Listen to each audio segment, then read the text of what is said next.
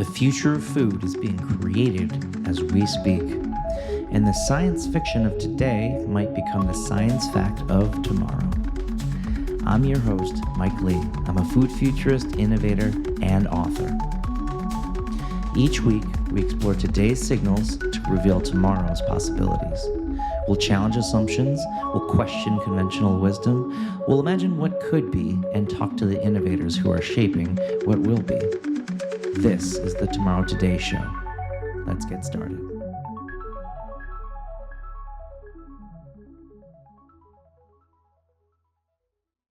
Hello, world. Welcome to the Tomorrow Today Show. My name is Mike Lee. I am your host. And today we're talking about the future of CPG. That's right, consumer packaged goods, related specifically to just the food and beverage part. That's all the stuff that kind of goes in the middle of your grocery store, in the middle aisles, the stuff that's prepackaged. And the industry has kind of gone through quite a transition and still is going through a transition over the last 20, 25 years. And we're going to really dive into how we got here today and where it might be going into the future. Of course, I am not alone today. We have two wonderful guests and one amazing guest co-host. Later on in the episode, we're going to talk to Carlotta Mast of New Hope and Expo West and all the Expo affiliated shows, and talk about her point of view, having seen thousands upon thousands of CPG brands come and go. We're going to hear from her in a little bit. Then after that, we're going to talk to Rachel Krupa, who is a powerhouse in the food scene. She is the founder and owner, CEO of Krupa PR, food-focused PR company, and the Goods Mart, which is a convenience store 2.0, what the convenience store should be in the future. So super excited to bring them on later on the episode. But first, of course, today's guest co-host is none other than Natalie Shmulik. She is the Chief Strategy and Incubation Officer for the Hatchery in Chicago and ICNC. She's also an adjunct professor for food entrepreneurship for a course on food entrepreneurship at Boston University, one that I had the pleasure of being able to come and do a guest lecture with. Natalie is one of the most prolific people and well-known people out there in the world of food and specifically CPG. So excited to have you on here. Natalie, welcome. Thank you, Mike. What an introduction. Prolific. Oh, I love it. Thank you. I'm so excited to be here. I'm so excited to have you on here. My rubric for kind of inviting guest hosts onto this podcast series has been, who have I had really awesome conversations with and just happy hours or networking functions or dinners in the past. And I just think, I want to bring those people on here, and you are that one. And we actually hung out recently and had dinner in Las Vegas after the fancy food show. So it was kind of, I consider this an extension of that dinner time conversation. Yeah, I love that. I mean, I think we've had so many great conversations, and it's so nice for people to kind of sit at the table with us and hear some of the things we talk about, because I always admire how deep you go into topics, and you've always presented such a unique perspective. So it makes things really fun and interesting. Well, thank you for that. Thank you for those super kind words. So let's dive right in. But, this show's about the future, but I frequently think that to understand where the future might go, you kind of have to understand a little bit about where the past is. The way I've kind of seen it is like the past, let's call it 30-ish years, we've seen sort of this revolution or trying to clean up the industry of like food CPG, right? So by that, I mean all of the snacks and beverages and the things like that have been around for a really long time. But, maybe some of them or all of them or most of them aren't like the best for you. They're not healthy. Maybe the values seem a little bit dated. And there's been this huge cadre of entrepreneurs coming up to kind of create new versions of that and kind of shed away the old layers of skin, so to speak. What's your assessment on kind of like what's been happening in CPG world, and how did we get to where we are today? Yeah, there's so much that has happened. And I think that's part of the reason we've gotten to this point is the speed at which brands have launched to market, the speed at which ideas have formed, the speed at which consumers are learning about ideas and receiving information has increased exponentially. Yeah. And it almost feels as though we've come to a point of confusion. It's been a build of confusion right now. As you're saying, historically, we've had all of these massive brands that have presented what is sold as healthy or sold as good for you, and we believed that. That stems all the way from the administration, right? We've been sold an idea of what our diet should be, and now we're discovering, oh, that might not be the case. We're also discovering not only might that not be the case for everybody, but every single individual also needs something different for their own body, for their own microbiome. And so there's been just this gradual shift of unlearning and breaking apart what was in some ways institutional knowledge. And now we're reaching a point where there is uh, there is kind of that reverse, there is that retaliation in a good way, I feel, right? We have to question these things. And Hmm. that's what I love so much in working with entrepreneurs, is that they're willing to break apart the norm and try to introduce ideas and concepts that are different but can be the better version of what's out there. Yeah, and do you think like how big do you think like the rise of the internet kind of had to do with that, right? Because it does almost feel like this shifting of CPG happened a little bit after the internet kind of grew up a little bit and became, at least a teenager. Yeah, I think it has everything to do with it. And we're seeing that now. We're seeing how rapidly things are shifting with social media, especially, and in good and bad, right? I think it's always going to come as a package deal where, on the Yeah, one hand, you have access to so much right now. You have access to information, you have access to new brands and brand stories and entrepreneur stories, founder stories, which are very influential.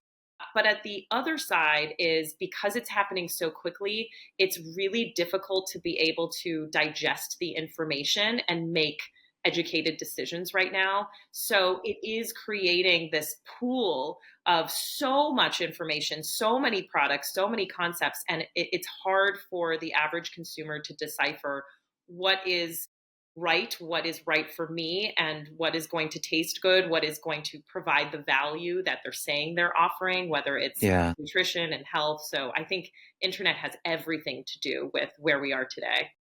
And maybe that kinda overshot the mark in terms of, like, I always used to think that, like, if it's 1960 and you're, like, a vegan standing somewhere, like, you're kinda all by yourself, alone and just wondering, "Why am I the only vegan here?" But, that person could still be in the same place now and just get on their phone and be like, "Oh, I just joined a Discord server with 20,000 vegans in it," you know? Yeah. I can see influencers around veganism, yada, yada, yada, and all that stuff, and then it just kind of it almost created these like food niches, like just food tribes, food niches, like do you think, because that might explain the long tail of all the stuff we've gotten, you think? I think that's a big part of it. I think food tribe is such a great way to describe it. These communities, because we feel more separated with internet in some ways, where so many people are disconnected, and the pandemic certainly played a big role. That's something Mm, that we had never seen previously. yeah. It's something that also shifted our perspectives. It was the first time. We always knew food and beverage was an essential business. It was the first time we actively used that title in this industry, where restaurants remained Yeah. open, where consumer packaged goods brands were remaining operational, knowing that, oh, Yeah. wow, this is actually a vital necessity that people need.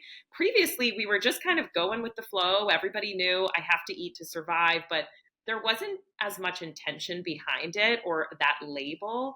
And now that label brought a lot of differing approaches to the industry and shifts in Yeah. the industry. I mean, pandemic without a doubt. But because of that disconnect that came out of it, we're hungry for connection. And so finding your community, whether it be the vegan community, finding a community, whether it be a paleo community, whatever it might be, or simply, hey, these are my people. I like the way they speak. I like how this makes me feel. This is a brand that makes me feel happy and Yeah. excited and good about myself. And I like the people that are behind it. All of that is community building. Well, and I think the pandemic was such a flashpoint for something that maybe had already been going on, especially in like the natural product space, where, pre-pandemic, I think a lot of those people were issuing different forms of keeping yourself healthy, right? Whether it's a paleo diet or adaptogenics or something like that, like the goop kind of stuff, right? There was this whole other school of thought that was basically trying to either go against or augment the traditional institution of Western medicine and say, hey, there's other ways to keep yourself healthy, yada, yada, yada. And then the pandemic happened and it kind of mainstreamed that idea because it sort of forced the whole world and nation to kind of pick a side of like, do I trust the institution and the sciences and like the people that are giving us a vaccine, so to speak, or do I double down on my own research and say, no, I refuse that, because they had already been talking about that before. I think pandemic just kind of made it everybody's business. And I would argue even further that the pandemic bred people like RFK and brought us to where we are today, where now finally, like, that side of the political spectrum is in power and they can kind of lean into that, right? Yeah, um I but think I yeah.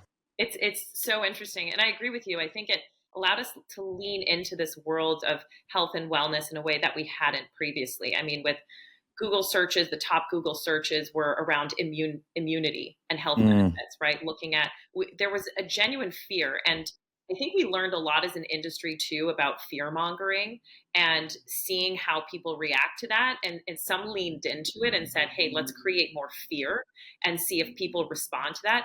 There were responses, they weren't always good responses. And then there was a shift in approach to, okay, how do I, now there's so much fear and uncertainty out there, how do we actually provide relief to the consumer, because we know that's actually what they're looking for, that's what they need right now. But I agree with you, it kind of spawned this new world of, yes, RFK Jr. and this approach of, well, do we listen to what's out there, and do we listen to science, and do we listen to facts? But at the same time, I fully understand the feeling of, well, I'm the CEO of my own body. Nobody yeah, else knows what's happening to me. And that's why I think it's interesting, because you do get some conflicting responses to, some of what RFK Jr. wants to provide and what others are saying in the health realm of, some of this seems really nonsensical and yeah, outlandish, but some of it also seems really interesting.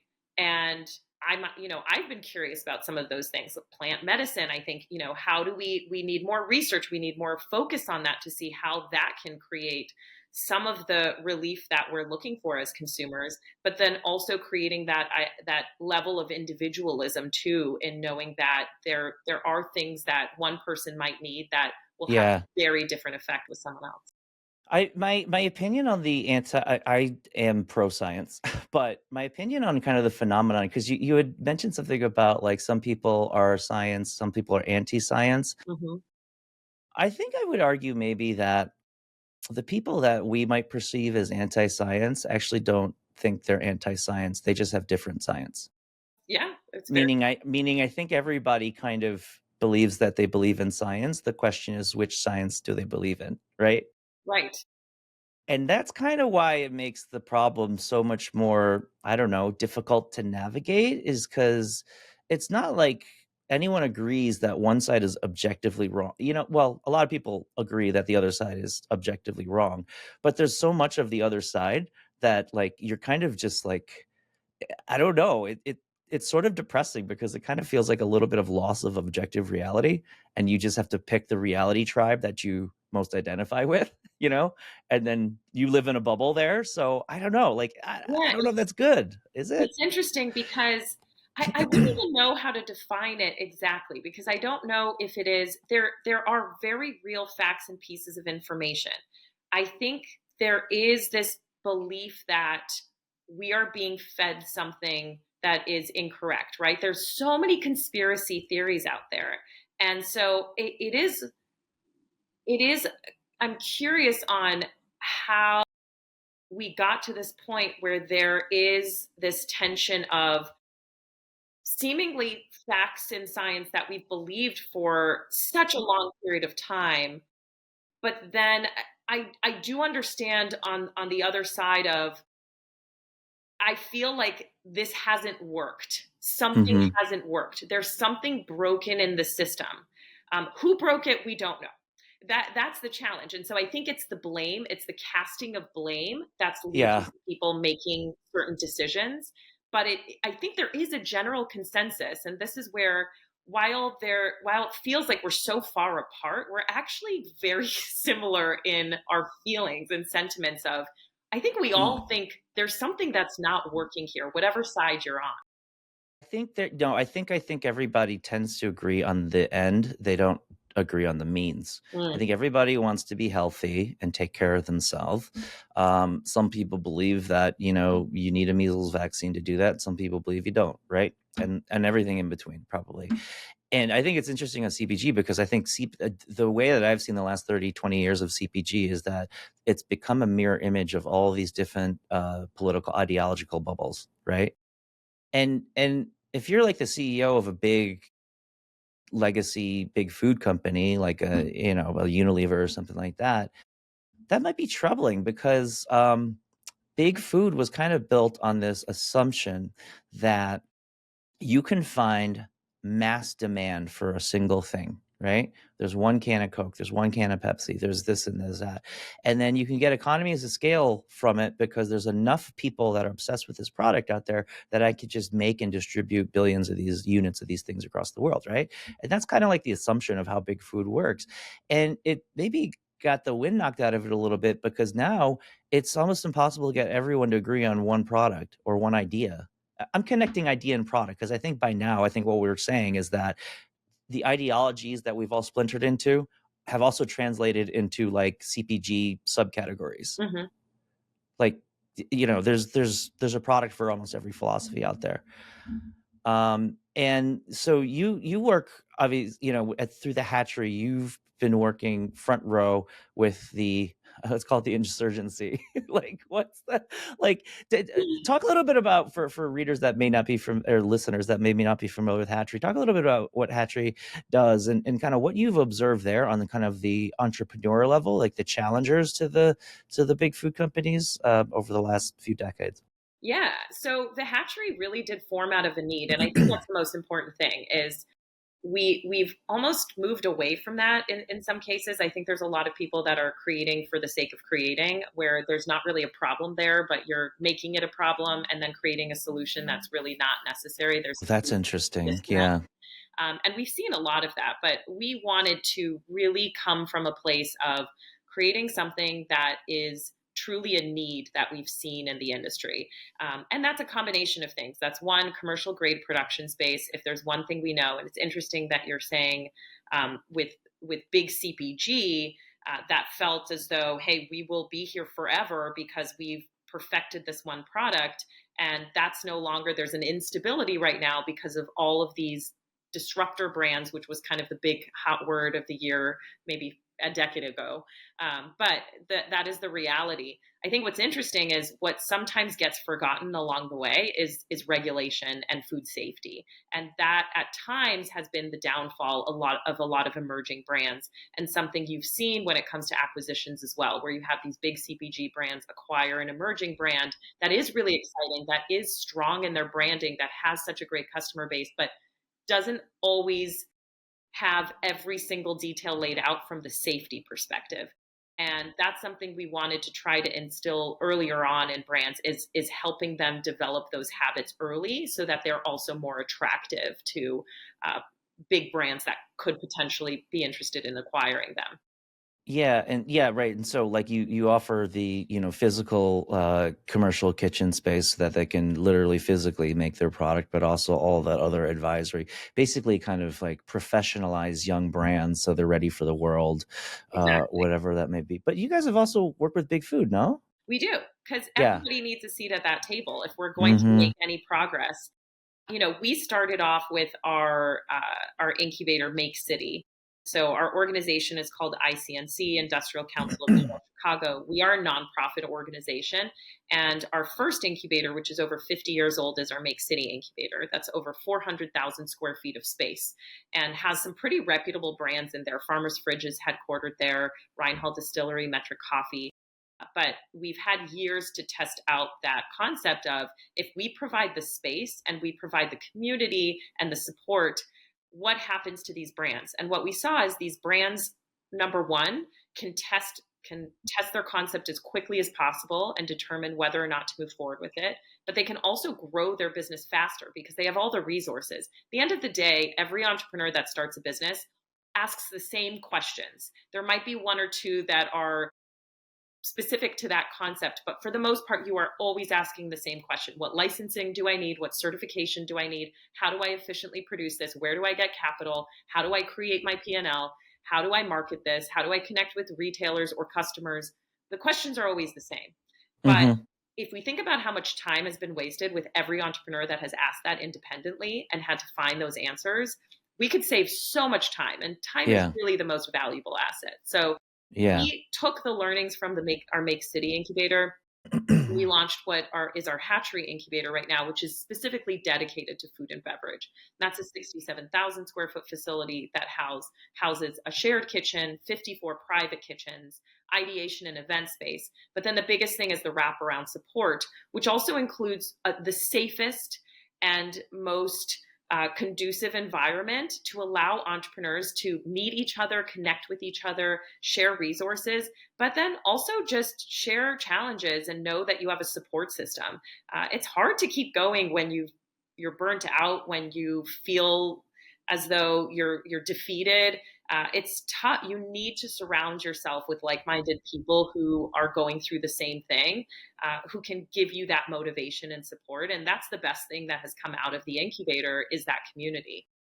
Yeah. And so, and this is in Chicago, to be clear for the listeners that may not know. I've been there. It's a formidable space. It's pretty awesome. And I think it's part of that, like in a lot of ways, I've seen food CPG have a certain dynamic that like the internet brought to like publishing before. Because once upon a time, if you weren't the New York Times or the Wall Street Journal or some other big paper, you didn't really have a platform, you didn't really have a voice, right? And then the internet came on, and blogging and microblogging and just social media, and then all of a sudden, like, there was people everywhere that could bypass the mainstream system and create their own communication platform, create their and get their message out there almost frictionlessly, right? Food is obviously not as frictionless as just writing down ideas, but in a way, with things like Hatchery and other incubators out there, all of this support that's out there that I don't think really existed. So it surprised me when you said that the Make City had been around for 50 years, because I didn't know the incubator idea was 50 years old, to be honest with you. Um, so but it's almost become this like dynamic where, before you had to just kind of accept what Kellogg or Nabisco gave you, right? That's all that you had. And now it's like, not only can you find other indie brands and things that meet up with your values, you can literally just create one much faster than it used to be, right? Again, not as easy as starting a blog, but like there's just more of a, I don't know, a carved out path, you know for them to do it. And I think that goes all different ways, and that's probably why I'm excited to have Carlotta on today, because she's been overseeing Expo West, kind of the Super Bowl of this industry, for a long time, and so she's seen a lot. That show's grown exponentially too, and I think it's because of things like Hatchery, things like the support you're having. Is anyone can get off the couch and just go from idea to execution in like a couple months, um, and it just seems like a viable thing. Okay, so this whole kind of new connectivity, this new access to resources, sort of has empowered the entrepreneurs to come up and challenge big food. Big food, in their defense, has reacted to that too, either by acquiring or trying to do their own incubation, or all kind of flavors of things. I think they see the writing on the wall as well too, that they better actively continue to innovate. They can't just rest on their laurels. And so we've got kind of this environment now where we've got, a lot of Davids, a lot of Goliaths Mm. out there happening. And literal David's bars. What's that? Literal David. Oh, and yes, and we literally have David bars. I saw another bar, I can't remember the name of it, which, but it was like it felt like a David clone. Like, Interesting. it was just called, like, Josh or something, and I just laughed out loud because Yeah. I was You're like just gonna I have was a like, bunch of white "That's a dudes. unique." I was like, "The David protein bar is like, that's a unique way to kinda market a protein bar, just, like, give it a human name." It reminded me of how, like, people give their dogs human names, like, "Hi, this is my, puppy, Phil." Right. But I was like, "Here's my protein bar, David." And, one person doing it, you're like, "Okay, that's interesting." And then I just literally remember scrolling through Instagram and seeing, like, 28 grams of protein, the Josh bar or something like that. And I was like, Yeah, oh that my sounds like gosh, a are we going to have all of our products named after just yeah. people?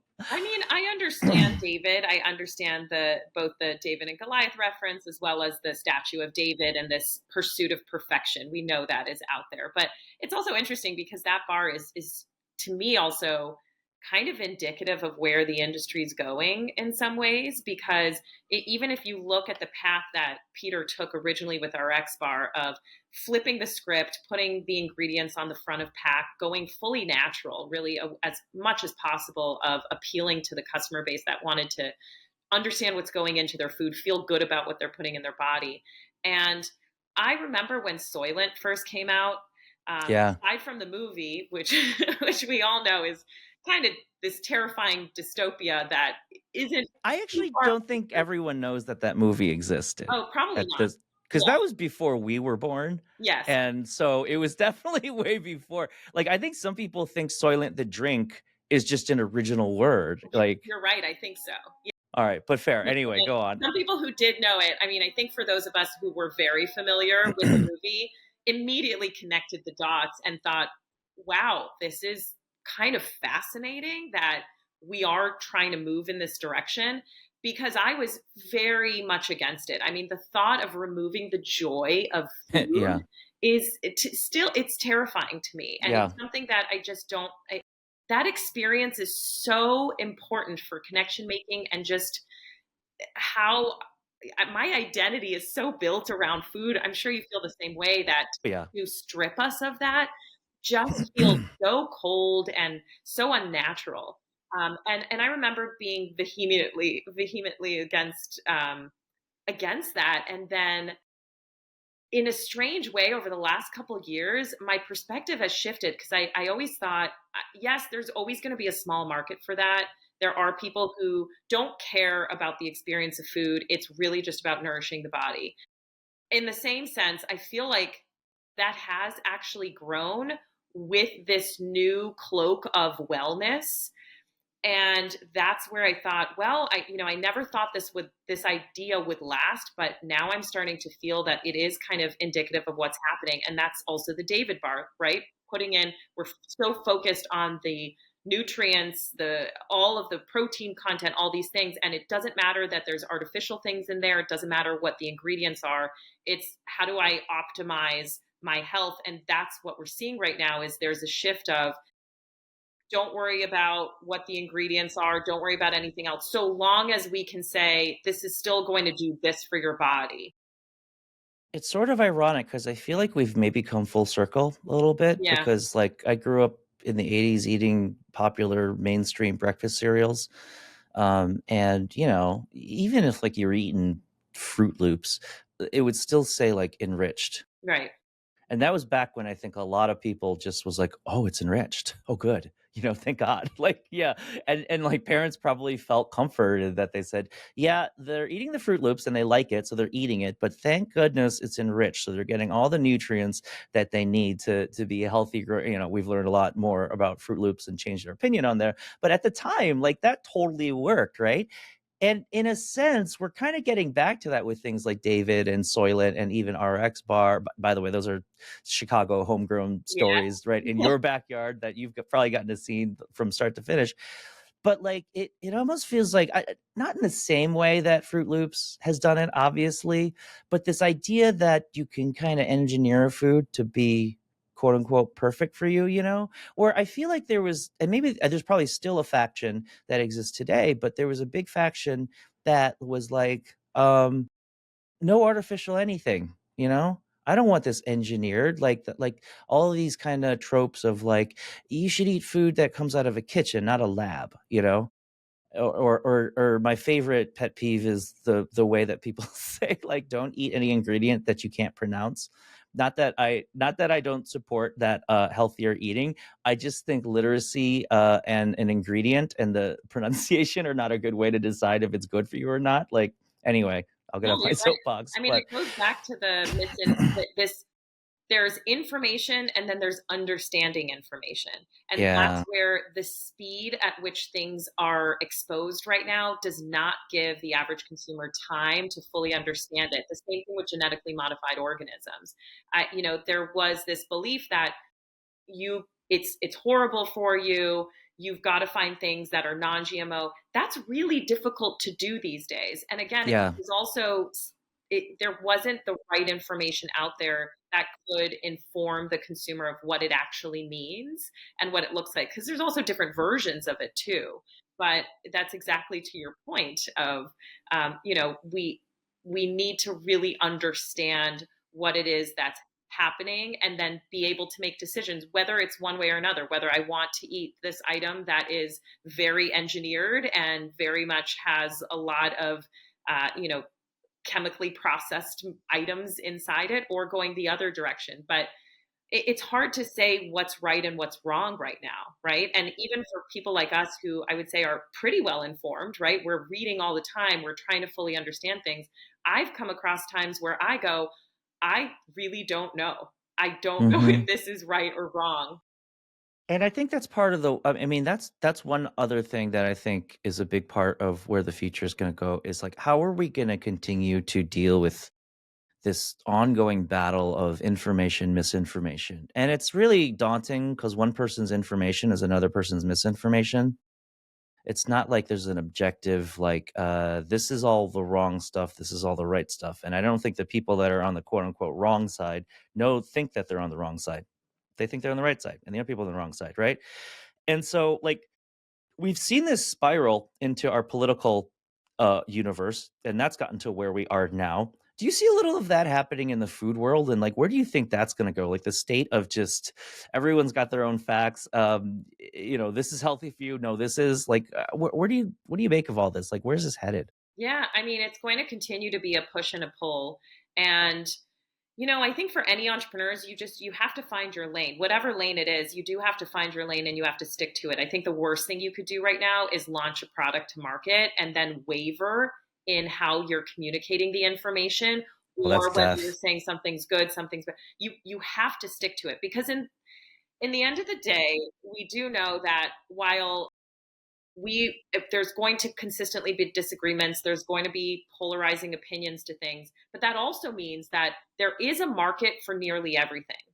And if you can stick to what you feel is right and you can promote it clearly without wavering, Yeah. that means it's easier to get the customer's trust that way. I find it's dangerous when people go down a path and then they start to sway from side to side, and there's no clear certainty. I mean, you really have to be determined and Yeah. committed to what it is you're selling. Yeah. Well, I mean, I think that the Bud Light example with Dylan Yes. Mulvaney, I think Bud Light successfully ended up pissing off the right and the left Yeah. because they pissed off the right by partnering with Dylan Mulvaney, which obviously had an effect.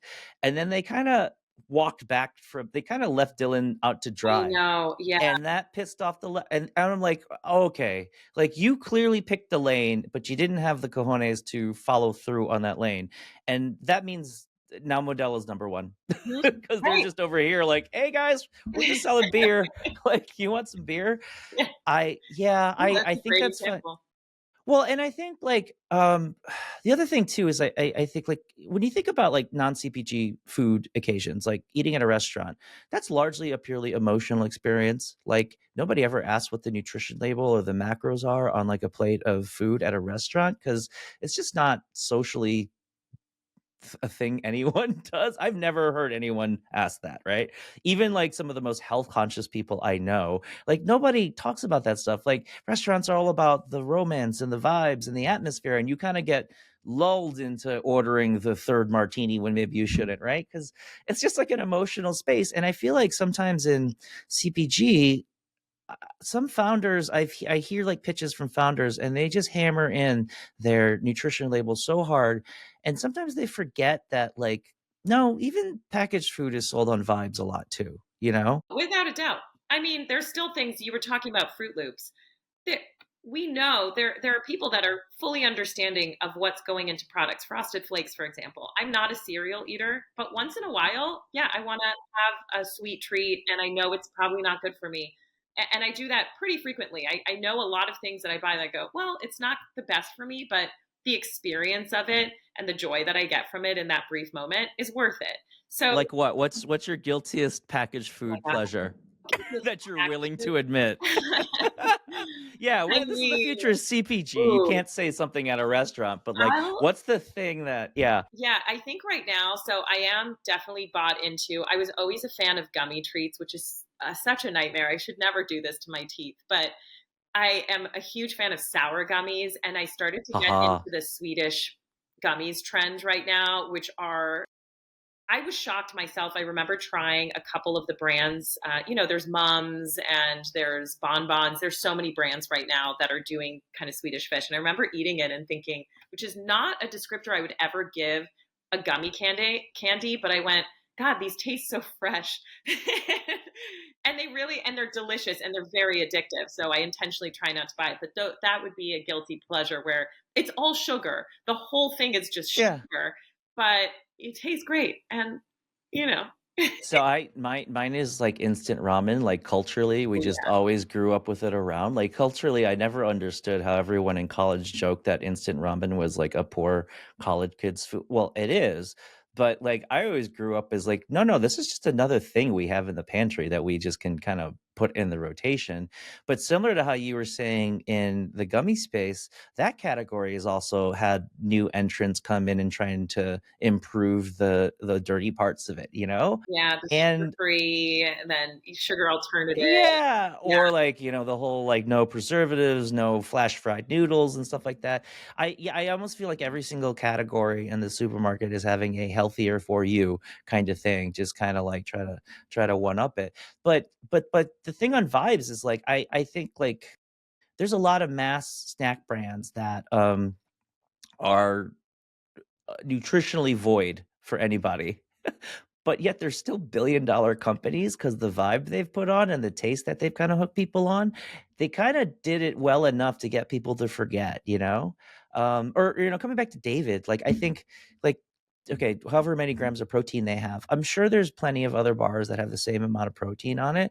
So it's really a game of, like, how can you kinda package this and communicate this in a way that a person feels like, "Oh, I resonate with that, so I'm gonna choose their 28 grams of protein over this guy's 28 grams of protein." yeah, the marketing play is more important than the product itself. I mean, that's the game we're playing right now, and that's something that I think most startups understand and understand well, is how do you get yourself in front of everyone by being something that is going to be the most interesting, attractive, grab attention as quickly as possible. I mean, you're competing with very, very low Yeah. attention spans right now, so you've got to do something that's either the right word, the right color, the right image, the right symbols, whatever it might be. It is a marketing play. And in the end of the day, perception is always going to win over reality. If somebody believes something to be true, if you can convince them of that, you've won. It doesn't matter what the reality says, what science might say, anything like that. If you can convince them that this is going to do this for you, even if it's a placebo effect, which I think a lot of the times it is, and for the average customer, if you're going to purchase something that says, hey, this is going to has biotin, it's going to help your hair and nails grow, whatever it might be. If you're consuming it and you're believing it, great. And I don't even think there's harm in that either. I don't think there's any harm in a placebo effect. No, but, like, where do you I mean, the issue of snake oil comes up a lot, and, I have it in my Netflix queue, but, have you seen that there's a new I think it's on Netflix. There's a new series called, Apple Cider Vinegar that's Oh, I out. did. I watched that. Yes, You did? I did watch it. Was it good? Because it talks about, like, I it's the love th these kind of it's It's been the last few years, the kind of expose of, some kind of deception. I'm Yeah. fascinated by it. I am very much the target demographic of, I love true crime. I love all that stuff. I always, and I did love watching, We Crashed, super pumped about Uber, all of those things. It's fascinating to see the Theranos, all of those things. But yeah, apple cider vinegar was really interesting because that is a big level of deception. But it also presented this desire that people had for, again, a community, and this belief that, oh, there's something that I could just eat to fix my problem. Because this was a woman who faked having cancer and basically said, oh, sold people on this idea of wellness. And again, we know right now the taking control of your own body and not having to rely on medicine or, Western medicine at minimum. But I find it such a fascinating space. Do you do you see any universe where we can put that genie back in the bottle, where, like, one day a generation wakes up and says, like, "I don't believe all these kooks on the internet anymore. I trust the NIH, and we're all gonna go back." Like, I don't is there think any way to put that toothpaste back in the tube? so. I don't think so. Yeah. I don't I think so. But in the same vein, I also do see a world where, if we think about where we're going, I do see a world where people do fully entrust in one thing. And for example, artificial intelligence, I do see a world where, when we're going to a restaurant and what we're ordering, it's going to be told to us. When Mhm. all our wearables right now, all of these things are going to create a space where we're told this is exactly how you should be living and eating to optimize your health and wellness. And in some ways, it's a question of, is that going to be believable? Is that going to be real? Is that going to be something that is absolutely the truth to Yeah. a cellular level? Or are we just going to be believing it? So I think that's one thing, but I don't know. I think where we are now, I can't imagine there will be a world where there's only absolute facts and truths. I don't see that. Yeah. Yeah, I think you'd have to have, like, some solar flare wipe out all the digital devices on the planet, and we'd have to start over. But even then, I think you'd still have it, because then we'd all be in our physical tribes, Human, and then this tribe would believe in apple yeah, cider vinegar, this would yeah. believe in something else, like, and Human so, beings. I think yeah, it's programmed with. I think it's human nature, to be honest with you. Um in a couple minutes we should have Carlotta Mast hop on. She's going to jump in midstream to this, but as she comes on, as we wait for her, what's another kind of element of current day CPG industry that you think has, like, some meaningful implication for the future? Like, what, aside from all the stuff we've already talked about, like, what's another thing that you're like, huh, that thing is probably going to grow into something big in 10 years and change how things work? Gosh, that's such a good question. I think there is so much. I think there's going to be things that are inevitable. I think right now what we're seeing is, uh, again, going back to regulation, I think there is already a significant shift. We've heard about issues with the FDA, kind of the redefining of healthy. All these things are going to play a role, and they will ultimately influence where CPG goes going forward. But I also get excited. I think one thing that people need to embrace right now is, it is a challenge. Last year was a very difficult year for consumer packaged goods, especially in the food and beverage industry. This year has not started out much better. With egg prices, with the administration, there's tariffs, there's a lot of fear, there's a lot of concern, and there's a lot of uncertainty. And we have seen more risk averse entrepreneurs right now who are concerned about whether they should launch something to market or not. I do think that's going to turn around in the second half of the year, because whenever things have the most tension and there's the most friction, we see the best ideas. We saw that with the pandemic as well. And so, what I would caution people to think about as well is, don't wait until it's comfortable to launch a concept to market, because that's what we always see, is that it kind of Mm, comes in phases, and you just see herds of people going at it at the same time, because suddenly the environment just allows for it. It feels more comfortable. Try launch when it's uncomfortable. Mm-hmm. Launch when things are not feeling exactly right, because that's when you're going to learn the most. That's when there's less competition. That's when you're going to be able to really solve for a problem right now.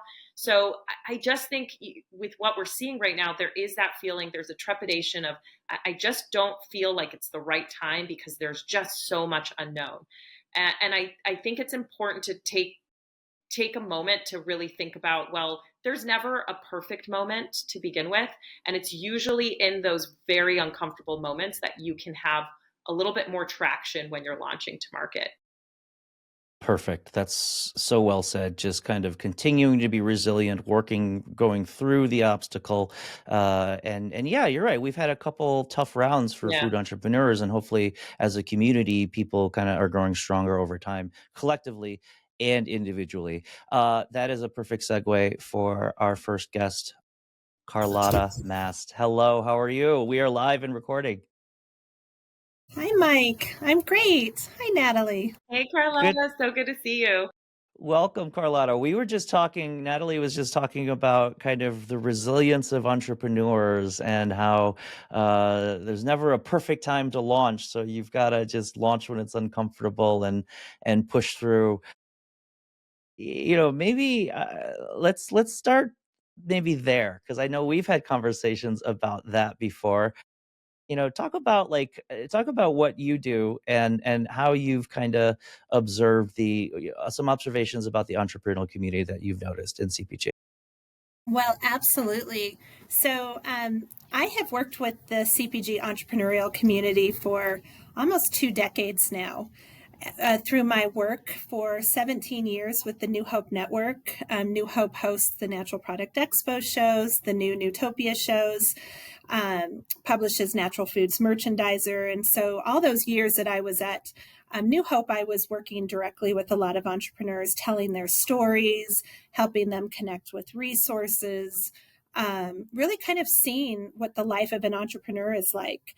I wanted to get closer to the life of an entrepreneur, so I actually launched my own food business with a couple of partners in 2011. It was a Ooh. paleo snack business, and it was so much harder than I ever thought it would be. But it helped me. I don't think I would ever have really fully been able to empathize with a journey of an entrepreneur without actually walking in the shoes. And so we ran that business until 2016 when we sold it. It was called Holy Bites, and we sold it to 1908 Brands. So in all of that time, I've really, developed deep empathy for entrepreneurs, and it's why I've dedicated so much of my time to Naturally Network, Mm-hmm. and this nonprofit network that is really built to support CPG entrepreneurs, particularly in the natural and conscious CPG space. And so I that's the work I do, and I just think in many ways, I don't know if it's gotten harder, but it's just gotten more complicated Mm-hmm. to launch a CPG business now and to ultimately be successful, because we've heard of we've all heard about the success rates for early stage brands. It's really hard to make it past 3 or 5 years. Why do you think people still go into it? Knowing that the stats are like kind of against everybody. I mean, maybe it's the same reason why people still try to get into the NBA, like very little people do. But like, what do you think? Like, where's all this energy coming from? I think from your point of view. Well, so many, you talk to so many entrepreneurs and they have a really acute personal problem. Maybe there's, especially in the CPG space, in the natural product space, maybe they're facing a health issue or a family member is facing a health issue. In my case, I was eating a paleo diet, and there were no convenient packaged healthy snacks available for people who were avoiding grains and refined sugars. And so that's why I launched my business. But you see, people have a need and they create a solution for themselves. And then oftentimes they'll have friends, family, community that says, this is really fantastic. You should Yeah. make this for more people. And so Yeah. I think it's really important that we all have access to entrepreneurship. I Yeah. believe in just, in society in general, entrepreneurship can be the answer to a lot of our challenges and problems. So, while it is such a hard journey, I would never want to discourage people from being on the journey, because I also think it's a journey, not a destination. Mm, Yes, some brands have a big exit, or they become very successful and a household name, but you learn so much through that journey. hmm. And then you can apply that to, the rest of your career and your life. And again, I think entrepreneurship and being more in the driver's seat of our own destiny is really crucial, and something Yeah. that a lot of people want. What's the hardest thing about being a food entrepreneur that you've seen over the last decade? And do you think that's going to continue to be a hard thing in the decade coming ahead? Um, I think raising money is perhaps in accessing the funds that are required to launch a business that is built on real products. It's not software. It's, you have to invest in manufacturing and creating those actual products. And, it's hard for any entrepreneurs to be raising money, but if you are a woman looking to raise money, or a person of color looking to raise money, or you're an entrepreneur that's trying to build something very different. Maybe you don't want a big exit to a CPG. Maybe you are really looking to be a long-term steward of the brand so that you can leave people and planet better off than you found them. Raising money when you are also in those buckets is particularly difficult, um, No. especially now. Yeah. And I mean, I think it's very possible that it could remain difficult, but I really want to focus on what needs to change so that we can make it easier for entrepreneurs to access cap- capital. And maybe it's not, the big sums of capital that have really been available to brands if they're on an exit path, but Hmm. different kinds of patient capital, so that we have, more local, regional, very resilient brands that entrepreneurs are building for some generational wealth. Yeah. And so I really want to, I don't know what all the answers are, but that's where I tend to want to focus, is what are the potential pathways that could get us there, versus just seeing all the problems and painting, picture after picture of the problems we see. You mentioned kind of patient capital. Can you give kind of, listeners who may not directly work in CPG or be as familiar, like what does that, what it really mean, brass tacks, when you have patient capital? Like what advantages does that bring, and how is that different from impatient capital? Yes. Well, patient capital might be looking at different outcomes. And it enables an entrepreneur to have a longer term focus than an entrepreneur that is taking traditional capital and needs to be driving on a short term quarterly basis the growth and getting to profitability that is expected for traditional investors. And so Hmm. with patient capital, you can actually be investing in your supply chain, and the changes that require investment and take time to actually then help grow the brand. You can be hiring and compensating your employees in different ways. If you are manufacturing your product, you could be thinking about how are you creating truly living wages, fair living wages for all of the people who are part of your business. And you don't have as much of the short-term pressure that entrepreneurs typically do in CPG, which makes it so difficult to build those kinds of aspects of their business. Hmm.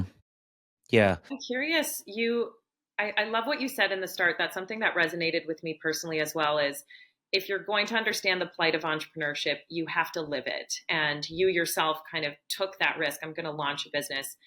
I came from entrepreneurship as well. I launched a restaurant, and I feel like that shifted my mentality so drastically and helped me realize there's other components to being a successful entrepreneur outside of the capital, the technical resources. And you and I had a really nice heart to heart at a recent event. And I found myself craving that connection and loving that conversation so much. And it made me think about, how do we create environments to build that connection with entrepreneurs? And that was something you were saying, you are trying to unpack that and figure out a solution there. Just like you're saying, I want to focus on the solutions, not as much of the problem, because there's so much of the fear out there and concern. What do we need to see in environments, whether it is traditional trade shows, different meeting spaces? How do we create the right environment for that connectivity between entrepreneurs so that you can build those connections that keep motivating you to go forward? Yes, it's something I'm spending a lot of time thinking about. Next week at Natural Products Expo West, we will have, as part of Climate Day, Otto Scharmer, who is the founder of the Presencing Institute. He's the keynote, one of the keynotes for Climate Day, and then he's doing a workshop.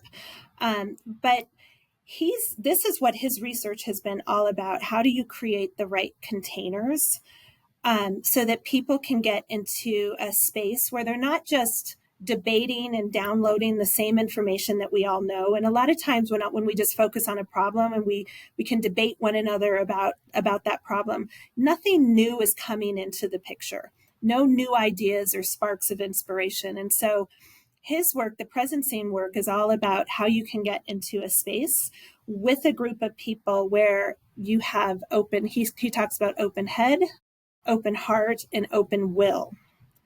And he's been running these workshops all over the globe. There's amazing stories about the ideas and the innovations that are birthed out of these containers.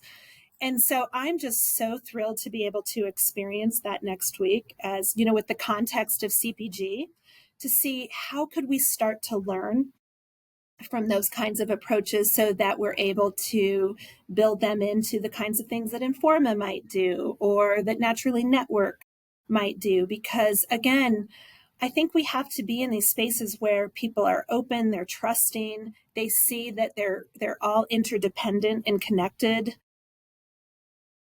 These environments are also often called pre-competitive environments because people are able to kind of put aside their concerns that, you know, this innovation for you means that it won't be for me, because collaboration, I think, is our future.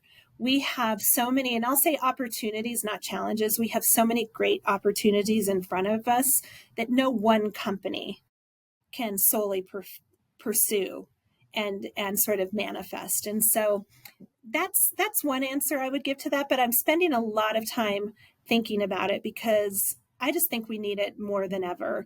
And people are hungry for community and for spaces where they know that others have their back and they have, you know, they're there to help others as well. And who knows what can be born from that kind of a space. Yeah. You think, I mean, that it seems like it's improved. Like we talked a little bit before you got on the call about the past 20 years of kind of this transition from like big food dominating everything to like little food sometimes becoming big food, but kind of cleaning up. Like, do you think these, I mean, and part of that is just there's so many more damn resources and opportunities connect, but we need more, right? I mean, like, what else? What else do you think, kind of the CPG space, if you had a magic wand, could wave it at a certain thing for the next 10 years? Like, what else do you think is an opportunity to kind of improve? Well, I think a unifying purpose could Mm, be powerful for us. I think about the birth of the natural products industry, you know, some 50 years ago. And it was a group of entrepreneurs, very mission driven entrepreneurs, retailers, brands, manufacturers, who realized that they all envisioned some changes to the food system that could disrupt the status quo. And the idea of a rising tide lifts all boats, that was not just a slogan.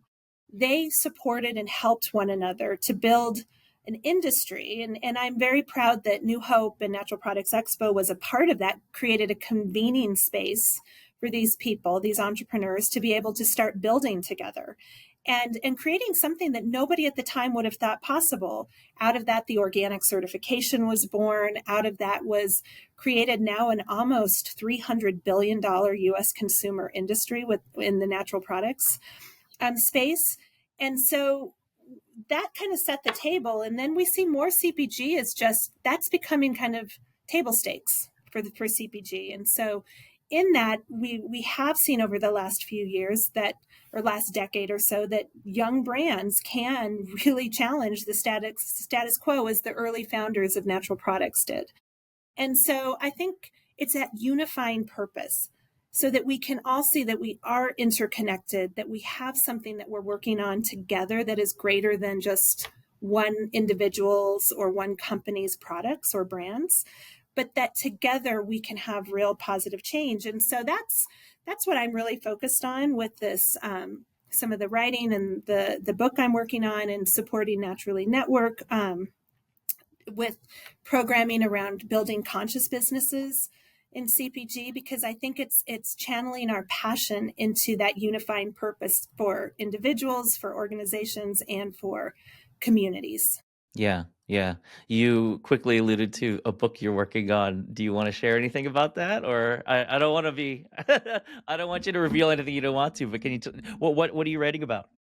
So I'm writing about, and this is in partnership with the Naturally Network and also the Beyond Brands team, Eric Schnell and Marcy Zaroff. But we are really looking at how the quintuple bottom line approach, and how it has the potential to fundamentally shift the CPG landscape. And this approach is all about something we call the 5 Ps, which is channeling the passion of the founder and team into a powerful organizational purpose, Mm-hmm. and investing in and nurturing the people who touch the organization, and caring for the planet and our finite resources.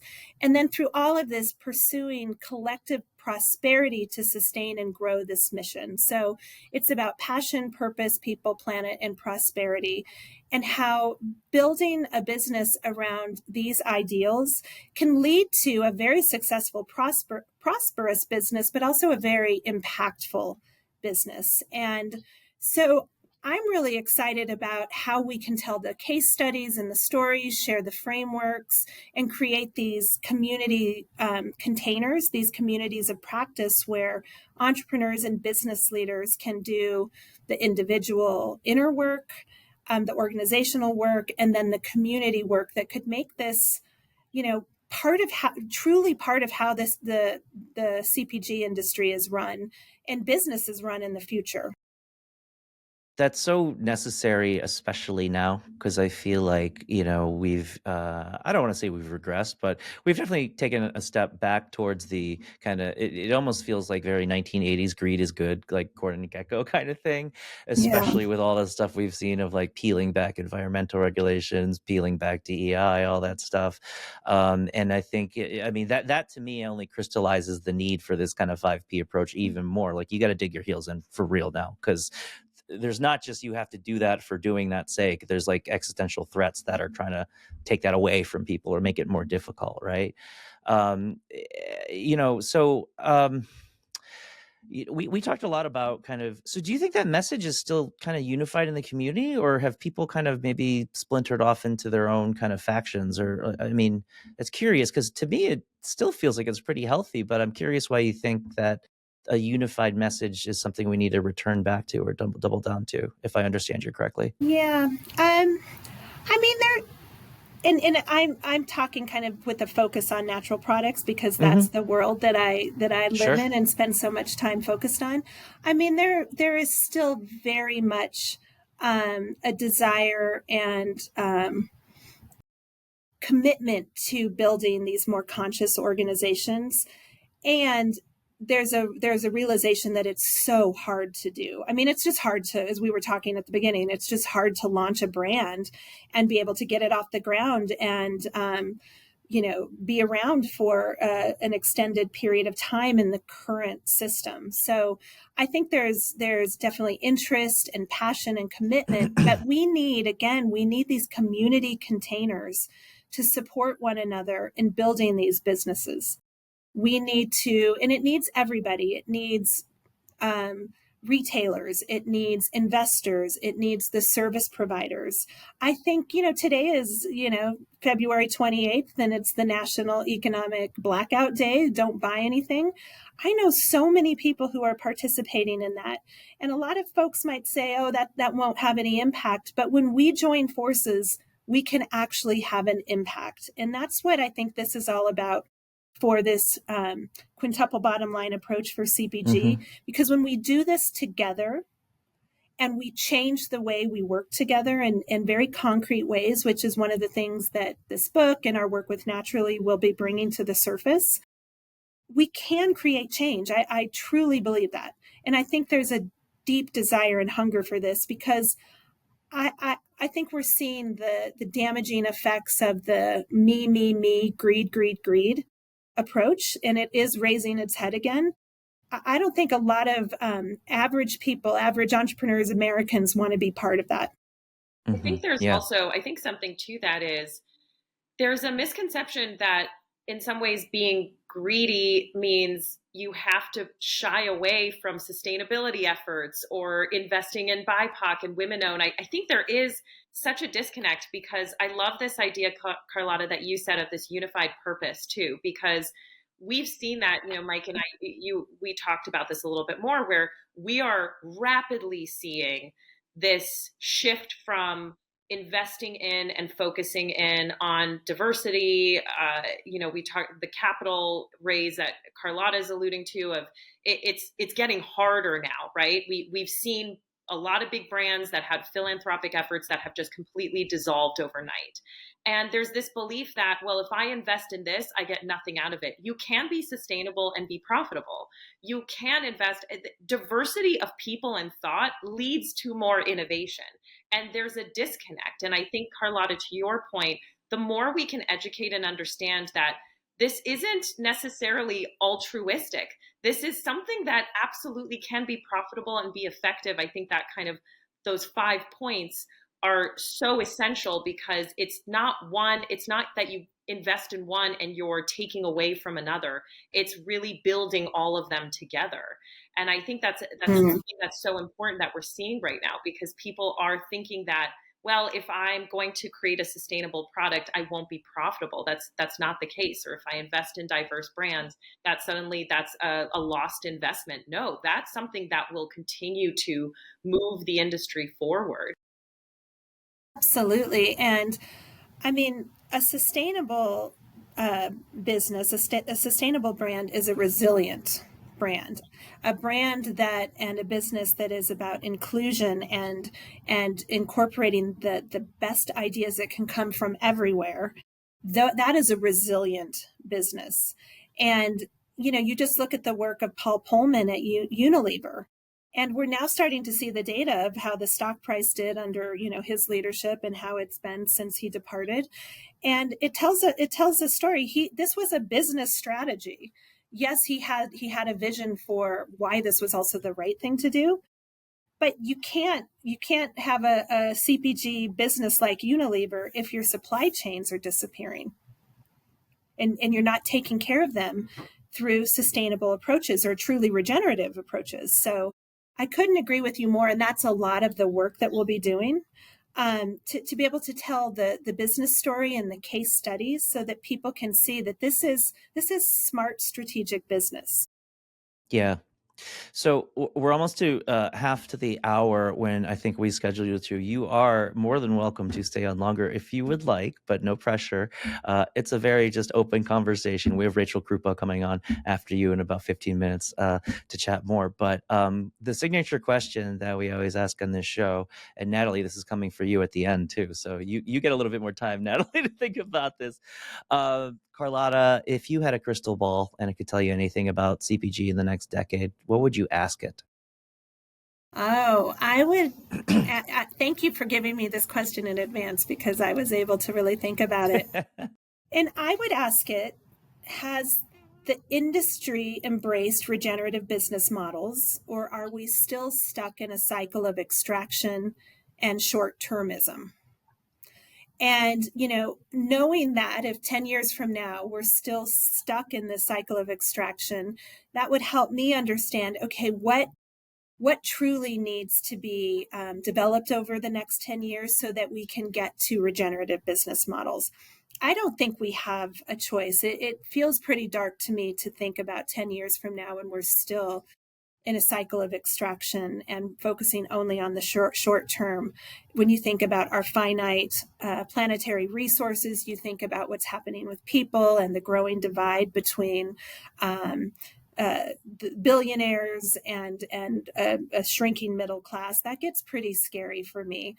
I think I would also ask the crystal ball what role AI has played in helping to either help or hinder a connection between brands and consumers.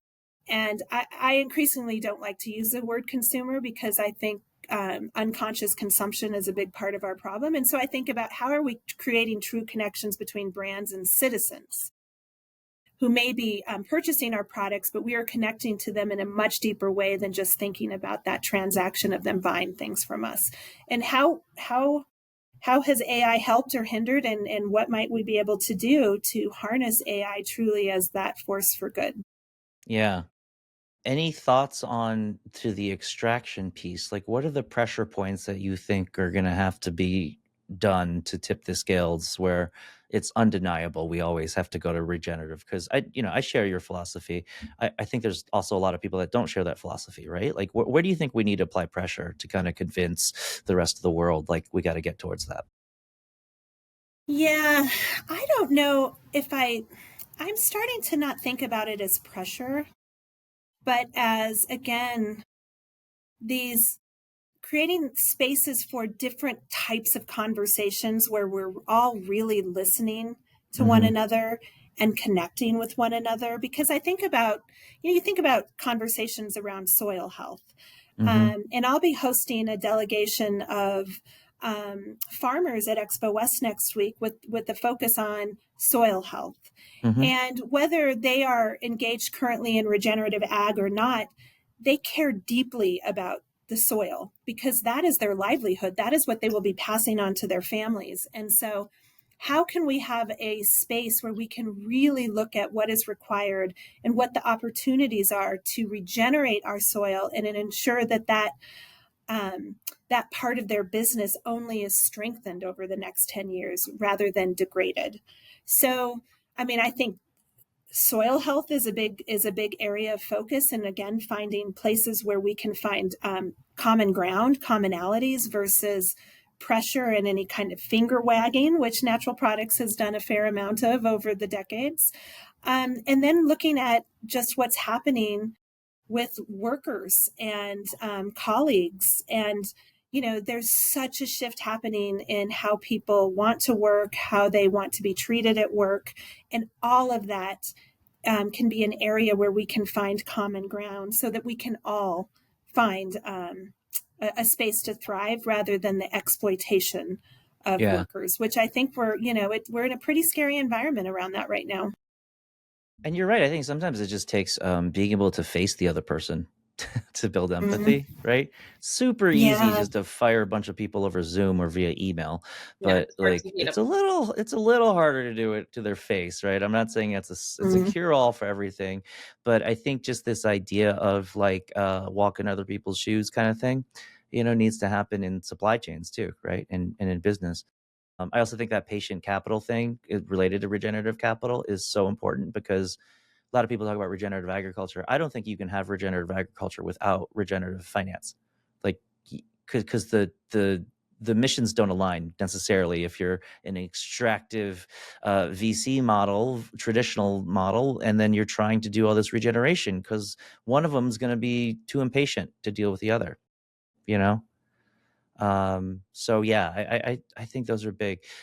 You mentioned AI as well too. Have you seen evidence yet of kind of natural foods specifically? Like how has kind of AI reared its head in that part of the industry, or are people still trying to figure it out and experiment? I mean, it's also new, right? So we've only had ChatGPT publicly for like 2 years and change, a year and a half and change. So it's such a new conversation, but like, how have you kind of seen it popping up, and what do you think the future might hold there at that intersection?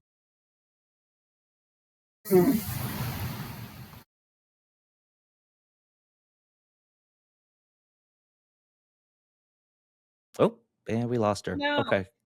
Well, we'll edit that back through. That was a cliffhanger. Oh boy, yeah. I was like, oh. And it's ironic that That's it was perfect. a This is good. You're leading on to the Netflix approach now. We're this podcast well, it is was really also good like message. it was also like a question about digital stuff. She's just like, it froze. I was like, okay, I guess the AI heard us and was Right, like, because we don't want to reveal don't anything else. don't reveal what's happening here. Have you seen it pop up in CPG? Yeah, I have. I've seen Yeah. it in unusual ways. I've definitely seen it in prototyping, which is interesting. I mean, I think in some ways that can be a great asset of, hey, I don't want to invest a ton of resources into physically building something, but let me plug in ideas and then see what comes out. I think there's still so much uncertainty. And then there's the whole intellectual property side of things, which can make Yeah. things quite challenging. But what's interesting is we've had where I saw it that I didn't expect to see it is we host kitchen pitch contests every year, and we have an application. Entrepreneurs fill it out, and we started to recognize when AI filled out the application, Yeah. and that was disappointing in some ways because if you're going to use it, you still have to review it. It's not meant to be something that you can rely on. It's in its infancy. It still needs direction, right? It's growing. It needs guidance. It needs review. It needs polishing. And so we've seen, and I understand again, time is so important. So for the average entrepreneur, they might just use it to scan the internet. And then we've also seen it actually effectively used in fundraising. And that Huh, is how something so? where so again, if you plug in the right information, searching the World Wide Web can be very daunting to find what opportunities exist. So if you're actually using it to identify opportunities that could match what you're looking for, whether it's the right loan, whether it's a grant opportunity, whether it's a contest where there's funds or some kind of prize that includes marketing benefits, whatever it might be, that's actually a great way to use it because you can find opportunities that you wouldn't have been able to find on your own. And then you can also use it to help you fill out some of the information that might be a little bit more generic, but then you can add your personality to it. You can add all of the key features that are going to make you more attractive to those funding groups. Yeah. So that's been an interesting way to use it. I think that that's so powerful, and I think like I've seen it. I've used it also myself on just kind of like analyzing data. Like you don't have to be a data scientist. Like you could download probably, I don't know, a year's worth of your sales data or something like that, and ask the AI to like see what trends are happening that I might not be seeing. Right? I mean, you used to need to like hire someone with a huge salary to kind of do that kind of thing, or hire some consultant, and now it's like $20 a month. You can kind of have it. I just got a note from Carlotta that they lost internet at the office, so hopefully we'll see her again. But if we don't, thank you so much, Carlotta, for coming on. I'm very excited to read the book. I cannot wait. Skynet was definitely listening. Skynet was like, "Uh-oh, Carlotta's about to talk about AI and CBG, and we gotta shut this No, whole for thing sure. down." Yeah. Um, yeah, I mean, yeah, your take on, how that, your take on Carlotta's kind of conversation? Yeah, I think she's exactly right. I think that if we can find the right way to bring people together, remove some of the, I would say ego in some sense, right? The competitiveness, the ego, and finding a shared purpose that will allow everybody to grow together. I think that's important because it does feel that way. It does feel like right now we're leading from competition. We're leading from the me side of things. And I don't think there's anything wrong with being greedy in some ways. I actually sometimes encourage because I deal with so many entrepreneurs who have imposter syndrome or feel guilty about taking care of themselves while also trying to build a business. I think what we have to do is shift the perspective of it's okay to want your business to be successful. It's okay to want to make a lot of money, but you can also do that while caring about your team, while caring about the environment, while caring about others in the industry. You can do all of that and still be successful. So I think it's not the one or the other. And I think that's what Carlotta is focusing on with this new book, which is it's all in. We can grow together, we can build, but we can't leave anyone behind because that leaving behind, whatever point that might be, could be a detriment to all of us. And it's a Yeah. bit of nearsightedness, right? It's that with Yeah. regenerative agriculture. It's we're only thinking about now and what's going to be profitable now. We're not thinking about all of the things we're going to have to do down the line if we keep going in this direction, where we're going to have to fix something that will be so much more exacerbated. Yeah.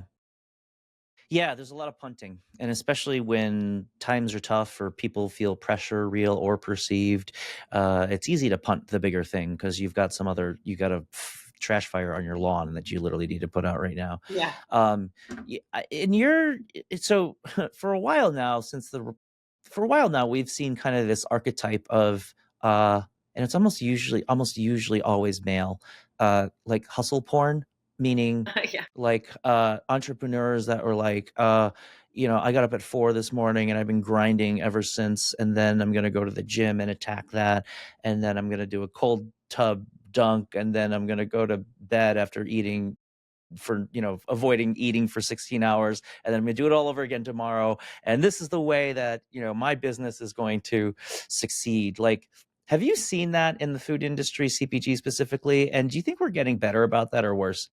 Hugely. Yeah, that's been the culture, and I don't blame anyone because that's what you saw. I mean, that's what was so attractive is you saw somebody go into business, become ruthless and succeed, and that has been a role model to so many, and that's what we identified as being the epitome of success is again, that's where so much guilt stems from for entrepreneurs is if I'm not struggling, if I'm not suffering, I'm not doing something right. And so I have to continuously strain myself, my body. It's so funny because we just held a networking event at the Hatchery yesterday called Turning Goals into Action. And we launched that because what we realized was a lot of entrepreneurs were struggling to find ways to manage their time, to take care of themselves in the process. And we brought some really incredible experts to the table. And one was Victoria Gustafson from Verde Associates. They're one of the leaders as executive coaches for a lot of the very high performing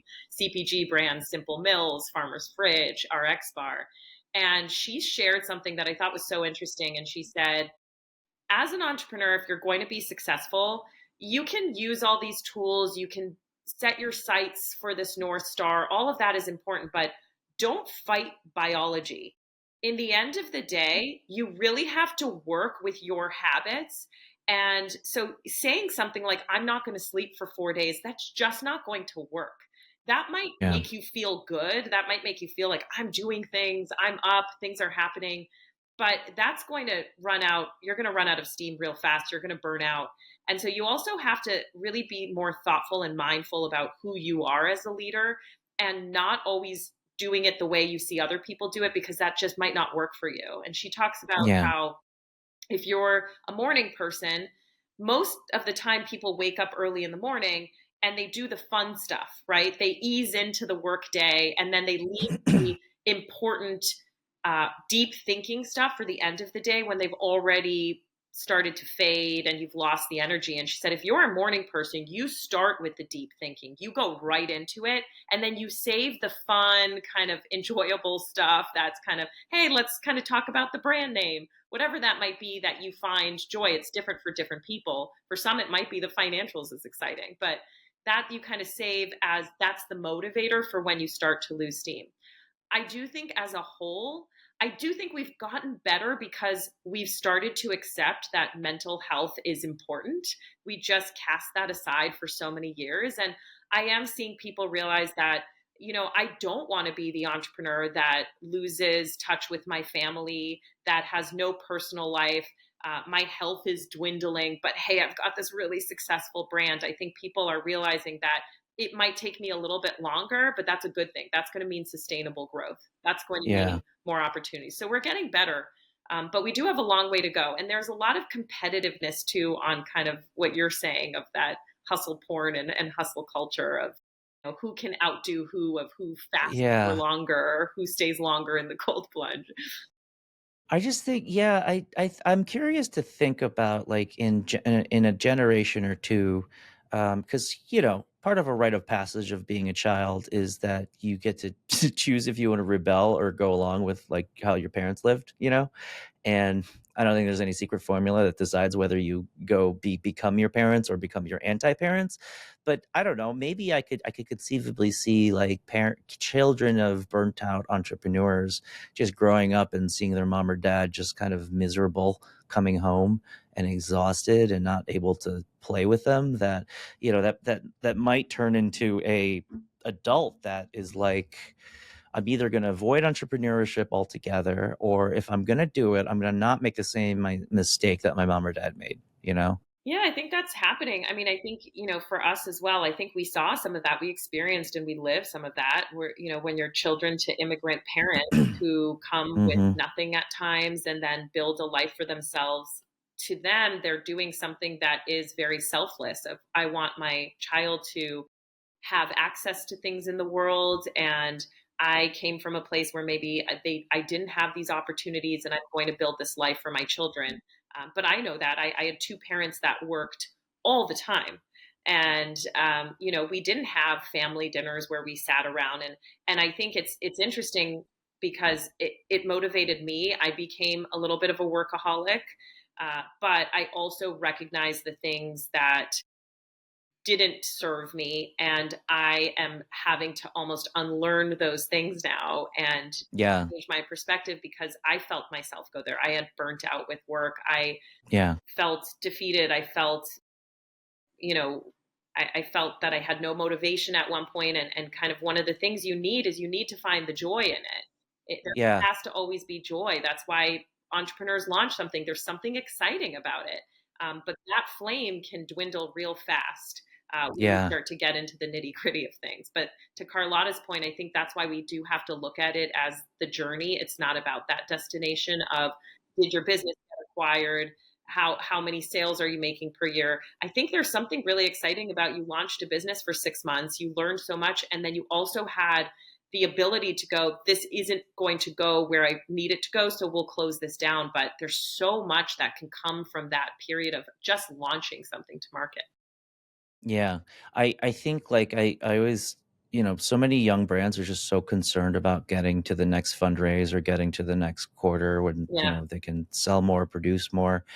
And that's right. That's right. It's existential crisis almost like every day, right? yeah, But then I think like I don't hear enough about like, entrepreneurs that are conscious about what they're building, and heaven forbid they are successful at it.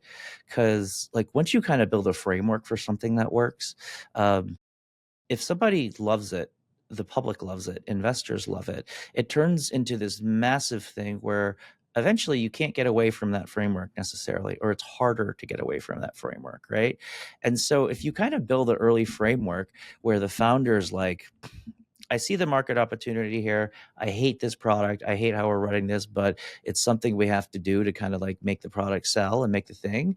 Like, I think that's such a dangerous dead end, because what if it sells? What if it works? Now you're a billionaire that's stuck to this, like, horrible, well, billion. Okay. You're probably have exited you could just retire, but you know what I mean? It's like, be careful, like what you're successful at, because people are going to ask you to do more of it. Right.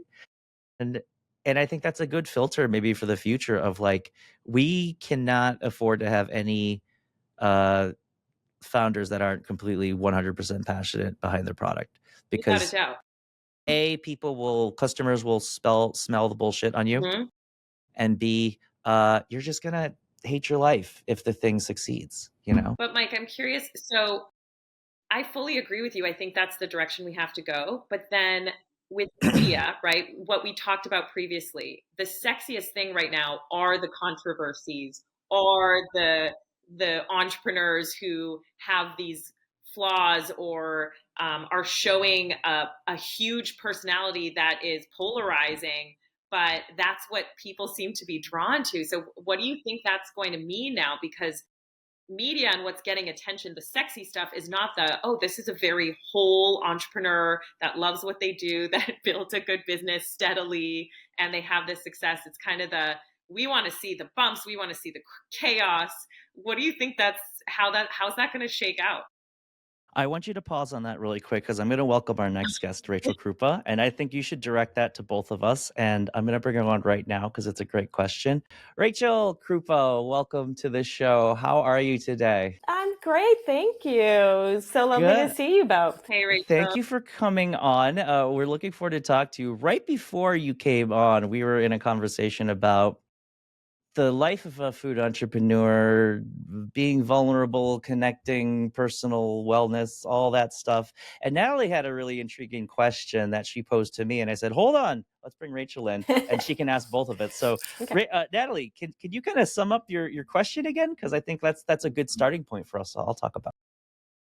So we were talking a little bit about the need for this kind of authentic passion for entrepreneurs to lean into that, and we want to see the future be built on that authenticity, where entrepreneurs are really passionate about what they're doing, but they're also able to build, the role models are the entrepreneurs that are building steadily sustainable, strong businesses that are successful without a lot of the turbulence that we've seen in the past.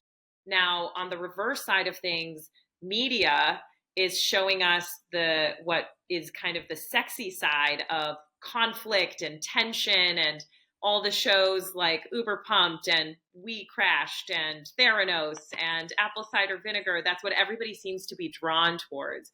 So what do you think the future ultimately holds? Do you think we are going to be able to go in the direction where we do have these entrepreneurs that are role models, but have done so in a very wholesome way?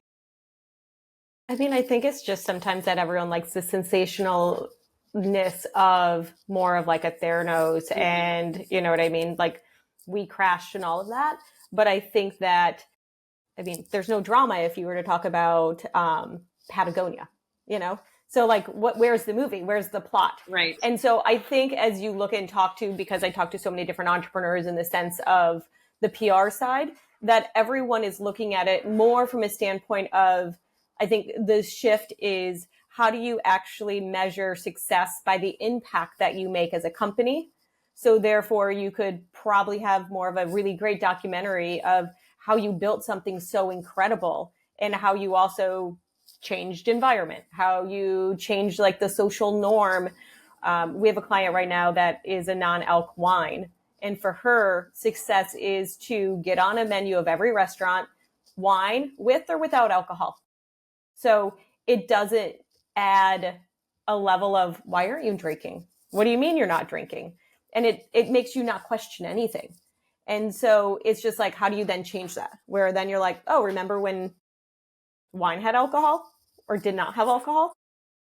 Yeah, it's like, remember paper maps Yep. before Google Maps? Yep. Yeah.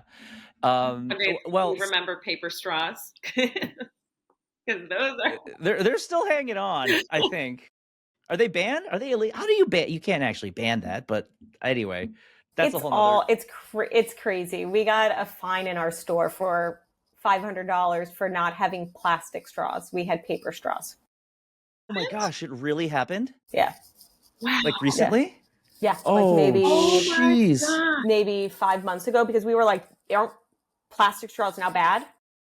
But then they told us, because we thought it, and they're like, well, you need to have it available for those with disabilities, because a paper straw gets so moist fast. So if you have anyone with a disability that needs a plastic straw, they don't melt in the mouth, and it's more from a standpoint of safety for disabilities.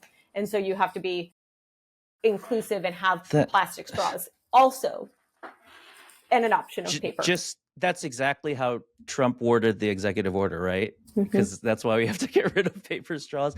That is why. Oh my gosh, that's why. You're the first that I've heard, because obviously I think we all heard the headlines of what the president did, but I haven't heard like a on the ground report of like how that showed up. And this was before Trump. This was before. This was before. Okay. This is New York. Just New York. Okay.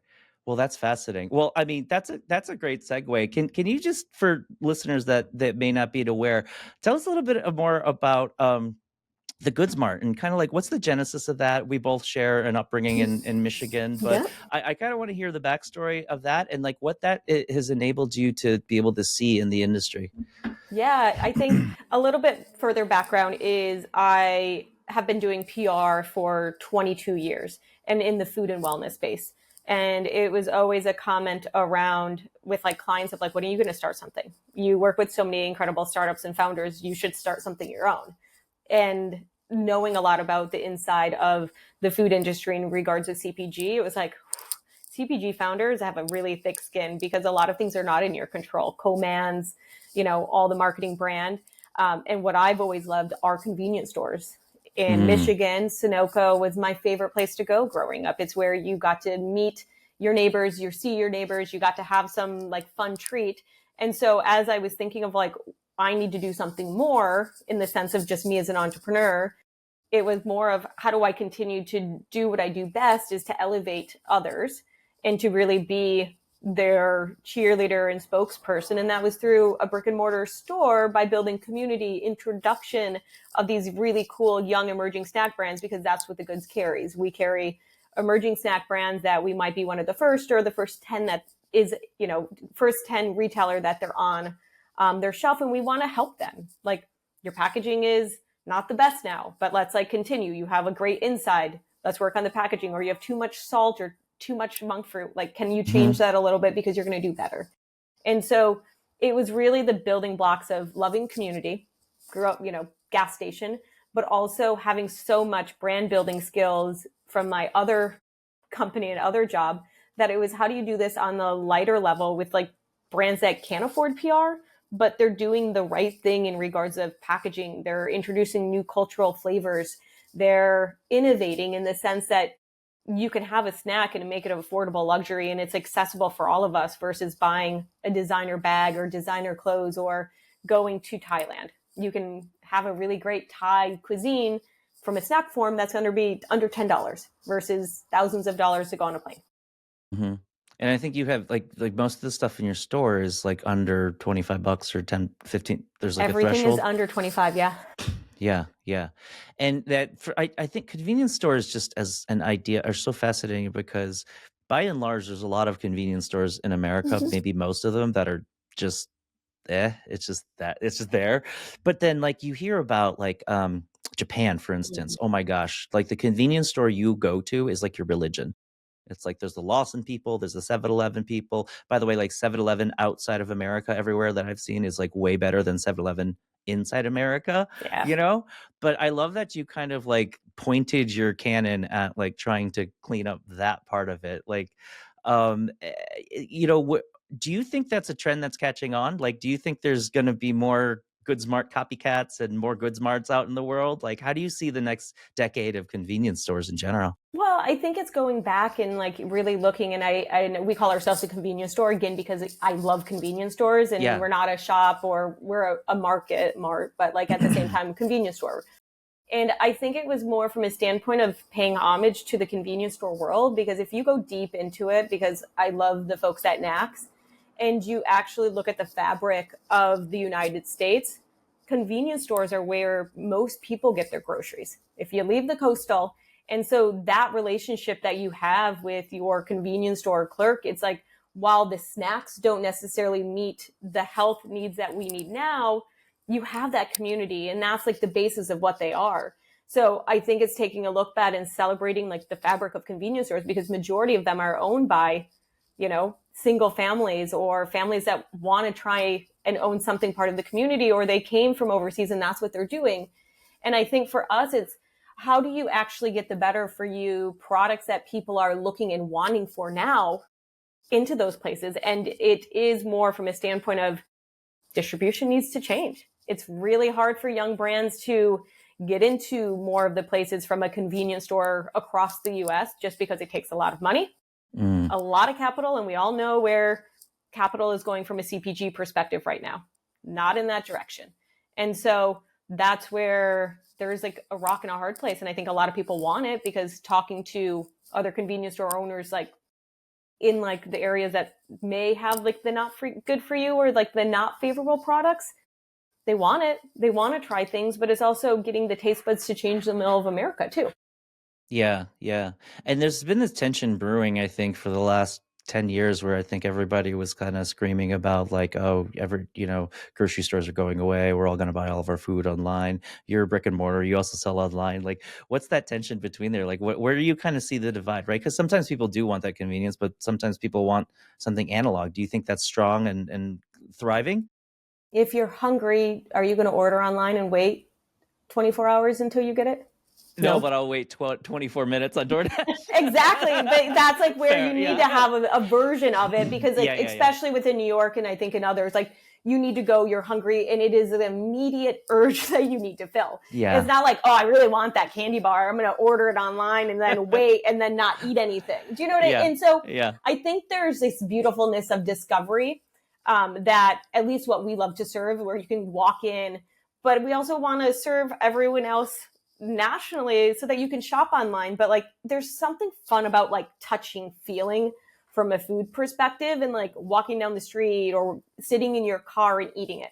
Because I don't know how you both shop for groceries, but I feel like as soon as I get everything home, I open up all of it and want to eat it versus like put it on the shelf. You're just like, no, I'm going to open up all things. And I'm like, want to have a party in my belly with like every random thing that I wanted to buy or everything that I was craving. I'm a grazer like that. I love that. I eat in the store too sometimes. I'm not above it.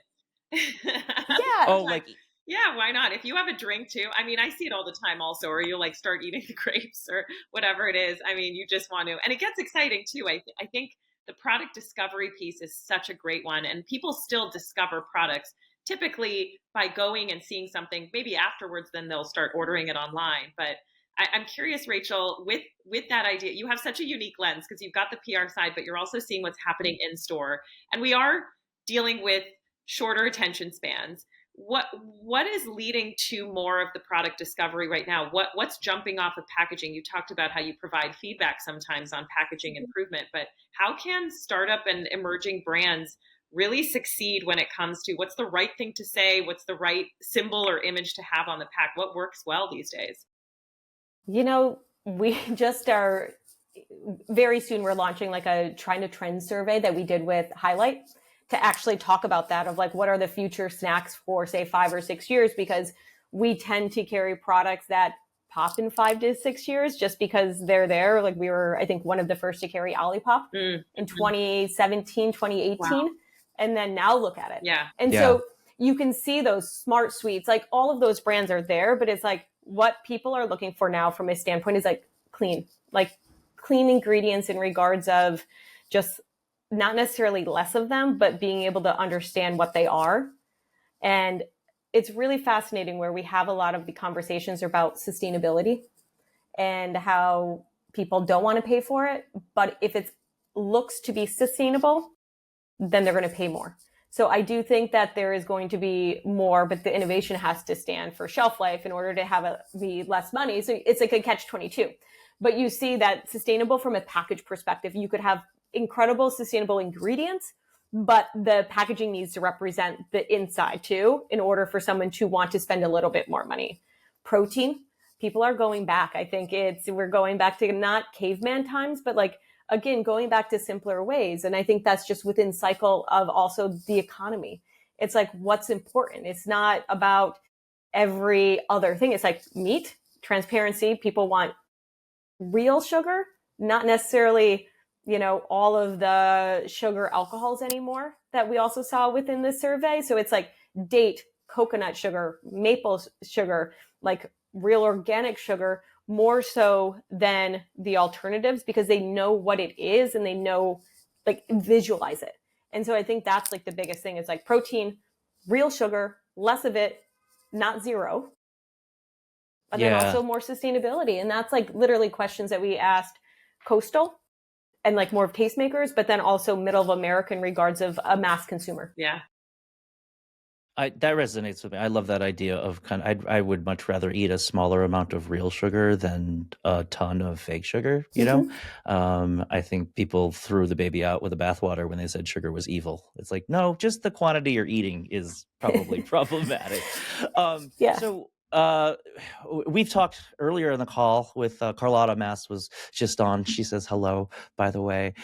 We talked a lot about kind of founders and diversity inclusion in a time, especially now where DEI is like, holy cow, like just under attack. One of the things that you took on a while ago was the 15% pledge, and also you've had subscription boxes for featuring BIPOC and women founders for a while. Can you talk a little bit more about those programs and why that's kind of necessary and crucial for the future of CPG? I think it's looking at it as like, when you look at it from like a cultural perspective of just like celebrating food cultures, you kind of want the flavors to come from like the individuals that grew up with it. Like we all know that idea of like, I traveled too far and wide and I had this for the first time and I want to recreate it. But for us, there's something really special about this is what we ate every day in our home. And also looking at it as like, we want to give these incredible founders, especially diverse founders that are doing incredible products, a chance. Because again, like in our story, you don't pay to be on our shelf. We just really want to believe in your product. We want to give you tools of like feedback so that we give you an opportunity to win. Because like right now, again, like funding is really tough. And I think that's like the biggest thing. And especially with more of the administratives like mandates or things don't matter, consumers really do want to know who makes your product and what makes it authentic. And I think that also comes with like the love and the pride of like where the flavor came from. And I think that's it. And we're focused right now on like Women's Month, and I think we have over 75% of the brands in our store are female founded, or at least have a female Over 75. founder. Wow. Yeah, because we're going to put up stickers in the store, kind of like one of those things of like female founded, female founded. And so it's not more of like, here's a collection, but you can actually physically see little stickers in front of all the brands, because we have such a small space that it will be like, oh wait, so majority of them are? You're like, yeah. That's a lot of stickers. A lot of stickers. The team was like, oh my gosh, you're going to put me, like, we're going to do all these stickers. I was like, yeah, it's going to be fun. It's going to be a moment. It's like maybe it's more cost effective to put the stickers on the ones that aren't. Right.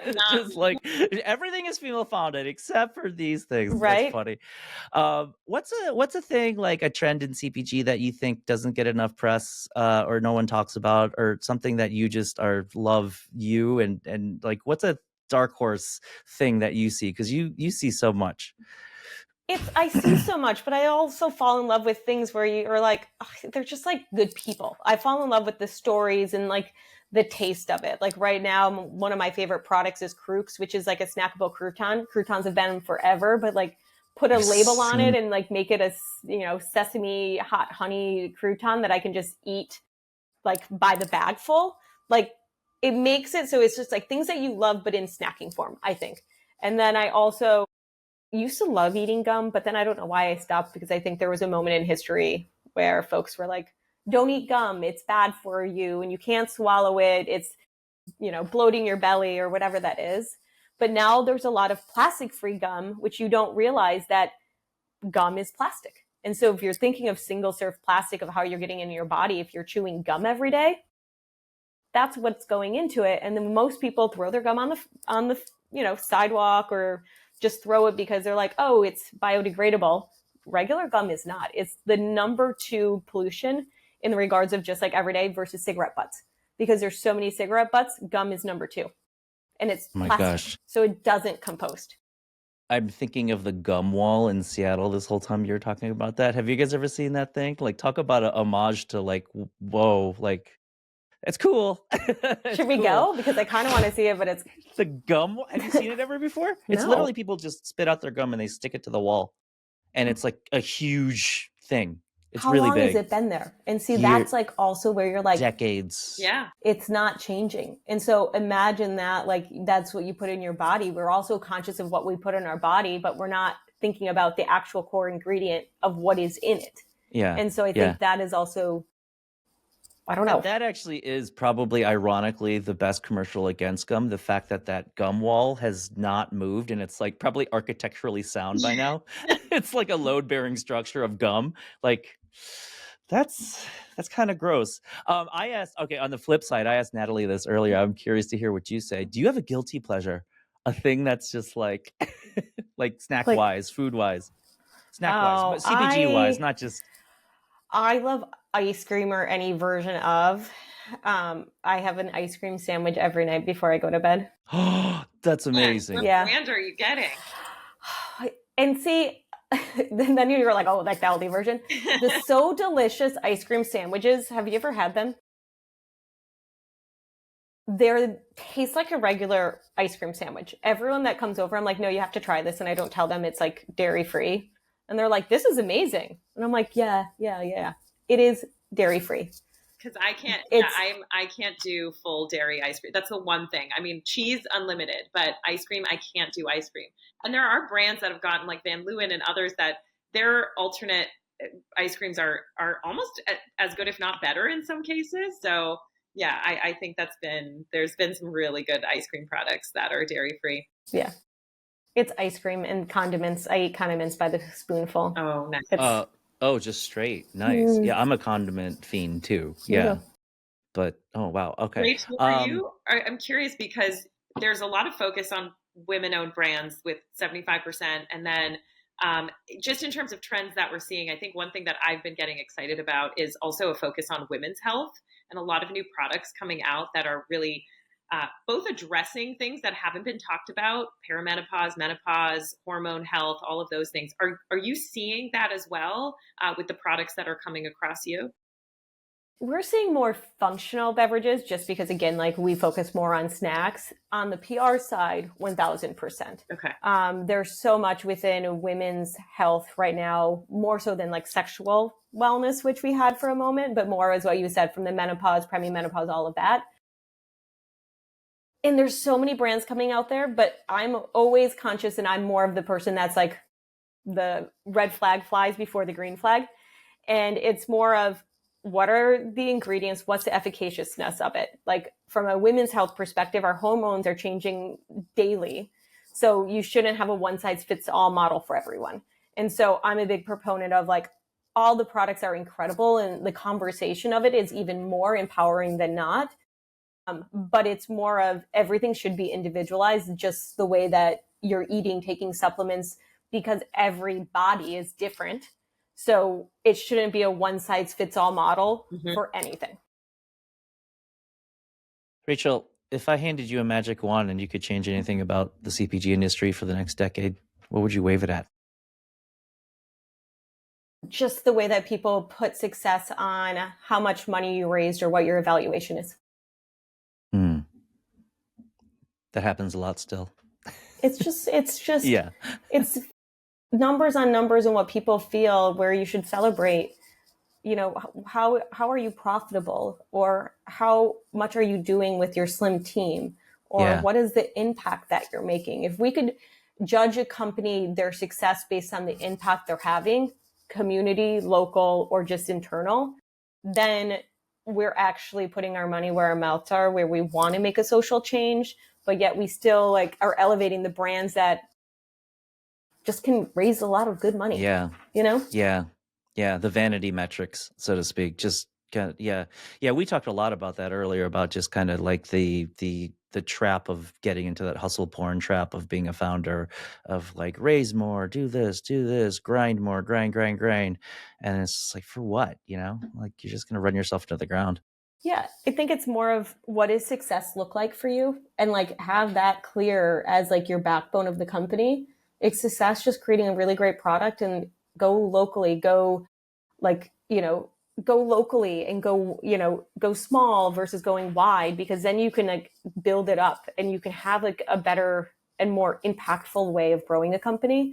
And not all money is good. Like we have a client right now that had an incredible company step back because the ethics were not there, because the investor that they took, and just took a step back and has been in this mental dilemma for the past 5 years, launched something new. And it's just like, I am so conscious of the money that I take, because the expectations of growth were so wild, and I allowed that to happen because I needed money. And it wasn't so much of the doing my homework of where the money came from or what their expectations were of my business. Yeah. And that probably doesn't help the community. Like every time somebody, like what Simple Mills just got acquired for, what was it, like 800 million? Some huge, like people see that, and that's naturally going to bring in people that are just trying to be opportunistic and say, I just need to flip this because $800 is a lot of money, you know, and I'm going to flip this and do whatever it takes. But how long has she been in it? Simple Mills is like OG. And that's like where you see all these big brands that have exited now, you know, they've been in it. There's over a decade. No one wants to talk about like, how is it between like, I would say year 2 to year 8 and 9? Those are probably going to be like that. Like there was ups, then what was the low? And then where did you Mhm. actually have no cash that you were going to figure out what you were doing, but you needed to figure it out? Like, what is that pivot that actually made it happen? Because you stayed past 5, 10 years. And majority of those, if you look at it from a snack brand, you have like Simple Mills, like Elizabeth of Purely Elizabeth, also on that 10-year mark and doing incredible in regards of just like keeping the ethos of the company so intact. Yeah. Yeah. I think that's what's amazing. What Caitlin did, she's one of those entrepreneurs that should be a role model, because what she did and how she kept this steadiness and the work, the internal work that she did, building that team. I mean, if you talk to people from Simple Mills, that passion resonates across the whole team. And that took a lot of work to find the right team members to motivate and inspire, to make sure. I mean, it was constantly, and what we saw from the outside is so much work that was taking place on the inside, and that's not always what we see. We don't get to look into that. We get to see kind of that end shiny conclusion, but there was so much intentional work that went into building that brand. I think if I had a magic wand, it would have to create a rule where every time you announce a huge exit like that in the press release, you have to include a rock bottom story. Yeah, I love that. Like, Well, what if this podcast is that then for people? What if you can have a vertical going off this, and then that's like where you have all of those founders on, or you talk about that. It's like the less of how I built this, but it was more of like that moment that How I almost broke this. yes, how it was almost broke me. Because I think yeah, at that moment, it's more of like, how do you feel like you're almost broken in the sense of like, you can't see through like the darkness. yeah, yeah. I think Well, that's a good podcast for you two. Just saying. I have to shout out my old business partner Danielle Gould, who you guys know. She used to have an event called Fail Friday, where it was just focused on. Rachel, did you speak at that once? Maybe I don't know if you did, but No, no. but I would Okay. like to. We should bring it back. It has, yeah. I think, I mean, Danielle, if you're listening, we would love to bring it back because Danielle, yes. it was just that. It was like 5 or 6 founders not talking about their giant exit, talking about like when did shit hit the fan and you thought the lights were going to blow out, right? And I think just like creating that space, it was like one of the most popular events that she threw. The funniest part of it was that it was called Fail Friday, but it was always on a Thursday. So it was like, oops, we failed. Like, we failed to make this on a Friday. It's on a Thursday. But, Fail Thursday doesn't ring as much.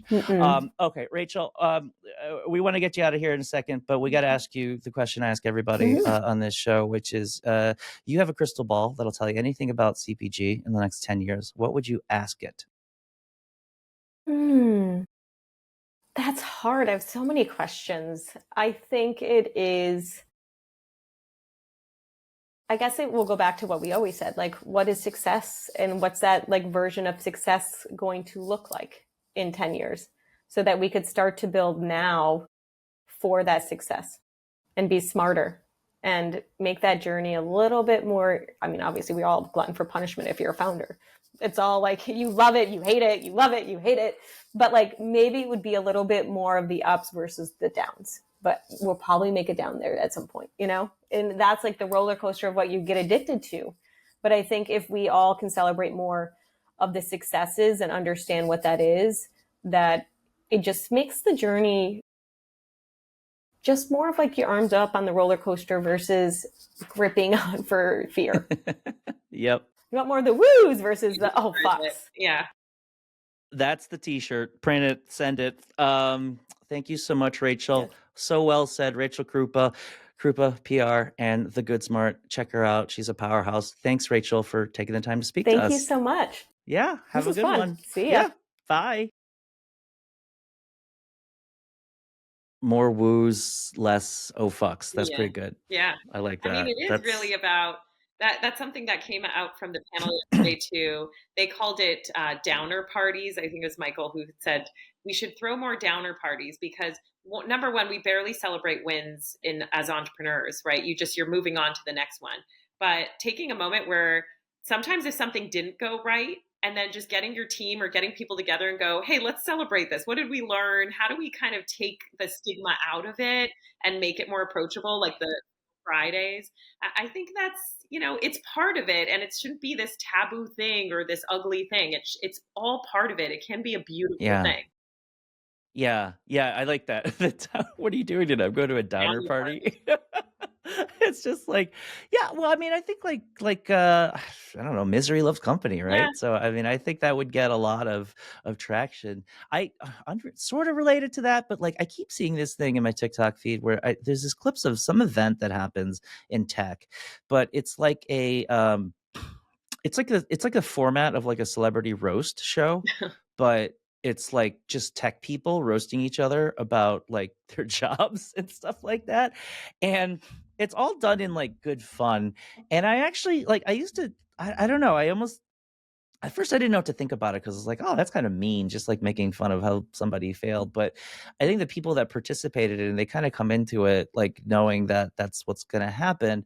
And it actually actually to me started to project a sense of confidence that like I'm confident and secure enough in the fact that I effed up these 10 things that like you can kind of rib me for it and I'm not gonna like melt down, you know?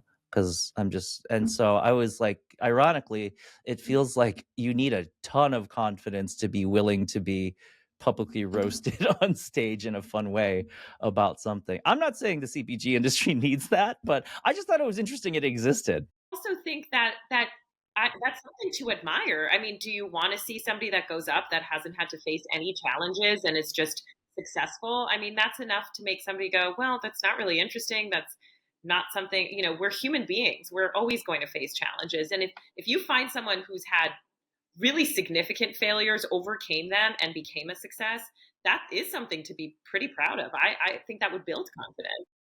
I think that's yeah, I mean, because that was the original format of that old, the celebrity roasting Right. show is that, Right. you only pick somebody that was wildly successful in Yeah. their field. Yeah. You don't pick somebody that completely burned out and then make fun of them. That's just So mean. yeah, It's like, but that's like, you're gonna roast yeah. Tom Brady, like, oh gosh, come on. Like Yeah. he's yeah, you'll be fine. Exactly. You'll be fine, dude. So we've we've gone on quite a journey, I guess. Talked a lot about founders. It comes back to I guess that's the one insight that I'm kind of gleaning from this conversation is like this conversation was sort of set up to talk about the future of CPG and I think the thing that we got out of it was like the future of CPG is kind of really intrinsically tied to the future of CPG entrepreneurs Yeah. Yeah. and I making think so. sure I think that really is that is what's going to change the game. And we have shifted. We went from even what you pointed out about big CPG. There used to be a time when you didn't want a face behind the brand. You just wanted a brand. It felt as though if you put a face to it that you would be limiting your customer base because it might not appeal to everyone. And now it feels as though we want to see the face. We want to see the human. That almost builds more trust for us as well, where if I know there's somebody behind this who cares about it, who's infusing the brand with something, I'm more likely to be interested in the brand itself. That's why I like having these kind of longer form conversations because I think like and maybe people listening now are kind of disappointed that we didn't pick off all the different product categories and trends that we see popping off. But frankly, I think there's a lot of those shows and a lot of those things. Like Yeah, yes, I do food future and look at stuff like that. I kind of don't like trend picking things because I don't know. It just kind of feels transactional, I guess. Like, I don't know. Do you really need us to tell you for an hour or two that, protein is still trending? Like, right. you can People kind of can reach find that that. stuff. And Anyone can find that information. It's yeah, also, you can convince anyone of any trend, right? Because there is so much out there. Everything is so diluted that you can hone into one thing and say, this is a trend, and you can make a case for anything. That's just the reality right now. okay. So you've officially now hit on a nerve. This just the school of trend watching, Yeah. especially because Expo West is what next week. Yes. So inevitably, we are going to get in 2 weeks the All torrent trend of reports. the top 25 blank of Expo West, right? There's going to be a roundup upon roundup on I will say this, one of the great things of AI is to a week after Expo West ends, use an AI to round up all of the roundups. Yes. And just like Oh, please here, do it. Do it. can you research all of the And roundups make and a find the roundup. ones that actually deserve rounding up. Yeah, no, I agree. I always laugh at like you know, like Pantone, the color company, Yeah. they every year they put out a color of the Yep. year. And I'm like, everyone wants to write about that. That's such a juicy PR headline. Like, what's the color of the year, right? But it's so funny because it's like a self-fulfilling prophecy, It absolutely is. I mean, the you same with know? the trend reports. I'm guilty. I do it too. Yeah. We get asked it all the time for trend reports, things like that. And there's an element of fun to it because everybody wants to cling on to something, and it's validating to some of I knew it. I knew honey was going to go in this direction, right? But yeah, it is kind of it's an interesting space right now too. It relates even to what you said about that hustle culture as well. It's kind of who can get it out first, who can find the flashiest, maybe most controversial trends. It's all about that. Who starts the conversation? Because what happens inevitably is somebody writes something that says probiotic sodas are a trend. Hmm. And then what happens is that brand gets more attention. And then they get more attention. Then other brands say, hey, maybe we should Yeah, release a probiotic soda. And then it just multiplies and multiplies and multiplies. And that's kind of like what leads to the copycat nature and like the, you know, the old kind of joke about Expo West, like, you know, you just see like 4,200 versions of kale chips, right? Because kale chips were the trend du jour, like that, whatever that year was, right? And so I think it's just like, but I feel conflicted about that because I think it the copycat nature of it, I get why people are doing it because entrepreneurship is so risky. It's so fraught with just danger and it's so expensive to kind of do that. Like I feel like a lot of entrepreneurs, they kind of tend to want to find any edge they can in ensuring they have a future in this category or a product, you know? And I get it. It's comforting to see or to show to your investors that like, hey, look, here's this giant stack of trend reports and whatever trend I'm doing is the number one or two or three trend on all of them, right? Like it is. And that's kind of completes the whole self-fulfilling prophecy. But like, I don't know. Sometimes I fear like the endless trend reports kind of make it harder for people to go completely outside the box and think of something totally original. yeah, I think you're right. I think it's a huge blind spot that we have in the industry because we're so focused on, and again, you're pulling trends mean what's already out there. There's nothing new. Trends are, let me tell you what I'm seeing the most of. Yeah. And that's really what's leading to this. It's not about, let me tell you about the opportunity that nobody is tackling. Let me tell you about the gap in the market that has so many options for people to jump in and provide solutions for. So I agree with you. I think there's probably a different approach to that can help drive more innovation. Do you have a wish list of products you wish somebody would release that nobody has? Ooh, that's a Like, great what do you think is underserved? That's a great question. I mean, I think one thing that this is more technology focused, and there are some brands that are figuring this out, but I've always thought it would be nice to find an easier way to uh, create meals that taste good at ambient temperatures so for example, if I have a frozen meal, Trader Joe's, all these places, we've got some really great frozen meals right now. But if you're going to work, that needs to thaw out, that needs to go into a microwave. I mean, there's things that kind of take away from the experience and also the quality of the product. And there's a couple of self-heating things right now. There's a couple of pieces of technology, like what even Tovala has done, about using a combination of, whether it's steaming and then frying, kind of building it all together so that you can really achieve that quality. But I would love to see more innovation in that space of how I can have a really, really good meal that doesn't involve me having to order it from a third party delivery system and then show up and it's soggy or whatnot. I think that's a combination of technology, packaging, and a variety of innovation. But I'd love to see that space explored a little bit more. Or again, are there meals that we can eat at room temperature that will still give us that craveability too that you typically get when it's a piping hot meal?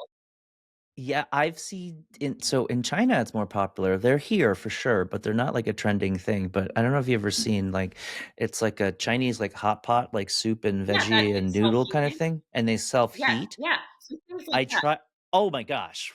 It works. Yes, exactly. I It's wanna like see a more of that. Yeah, it's basically like a bowl and all the I mean, it's packaging wise, it's a nightmare because there's Right. so many little tiny Yeah. pouches Yeah. and like, that's kinda weird, so you gotta get around that, but, like, then there's just, like, one big kinda it's like a hand warmer on Yes. steroids, Yeah, basically, they do it on that the kinda trains as well for the yeah. yeah. I want that to be trending. Like so many of these things that I wish were kind of like trending in America CPG wise, a lot of them are just things I've seen from overseas. Yeah. And I just sometimes wonder, like, why doesn't that happen more? Like, literally, somebody just goes to Japan for a week and doesn't even have to just literally copycats it, you know? Like, there's so much innovation that just outside of the country. I still think again, I think it's a combination of challenges, but I think it is a regulatory issue here. There's so many things that yes, there are things in place, policies in place that are there to protect us from a safety perspective. Absolutely. There's a lot of things that are hindering, right? If I go to the UK and you can go to a bakery and you've got this, Ottolenghi, for example, you have these beautiful displays of pastries and food. There's no covering on it.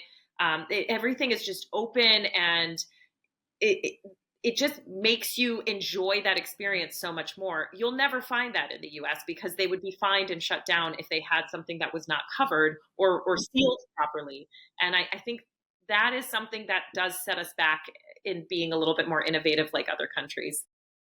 As you were saying that, it just occurred to me that the self-heating hot pot bowl, if it ever came popular, would probably be a litigation nightmare in Absolutely. the United Yeah. The States. Like lawsuits are this for this sure. thing, someone's Would gonna be heat this thing on McDonald's their lap and company. like it's gonna burn a hole Exactly. through Exactly. their pants. Yeah. Well, I got that like I mean, once upon a time I was way more of a road warrior than I am now. And like so many times I've just been in some weird hotel that's not really close to any good place to eat or Yeah. you get in late at night and so like I kind of became like a Top Chef hotel room I love cook this. What did you of like make? What were some of the well, it's all about hacking the tools you have, uh-huh. and there's certain advantages, right? Like, I mean, most of it's like the hot water. How do you hack the hot water kettle? Or even more, like sometimes you don't have a hot water kettle, you have like the little Keurig thing. Um, I mean, like cup of noodles is always a go-to. Like I always hack those and do that. But like, I never got to the point where I've seen people that use the iron, To cook? like yeah, they'll, like, wrap up, let's say, 2 slices of bread and cold And cheese then do like in a a panini. Yeah. in foil, and then literally just turn it into a panini press. I never went that far. Like, that's pretty hardcore.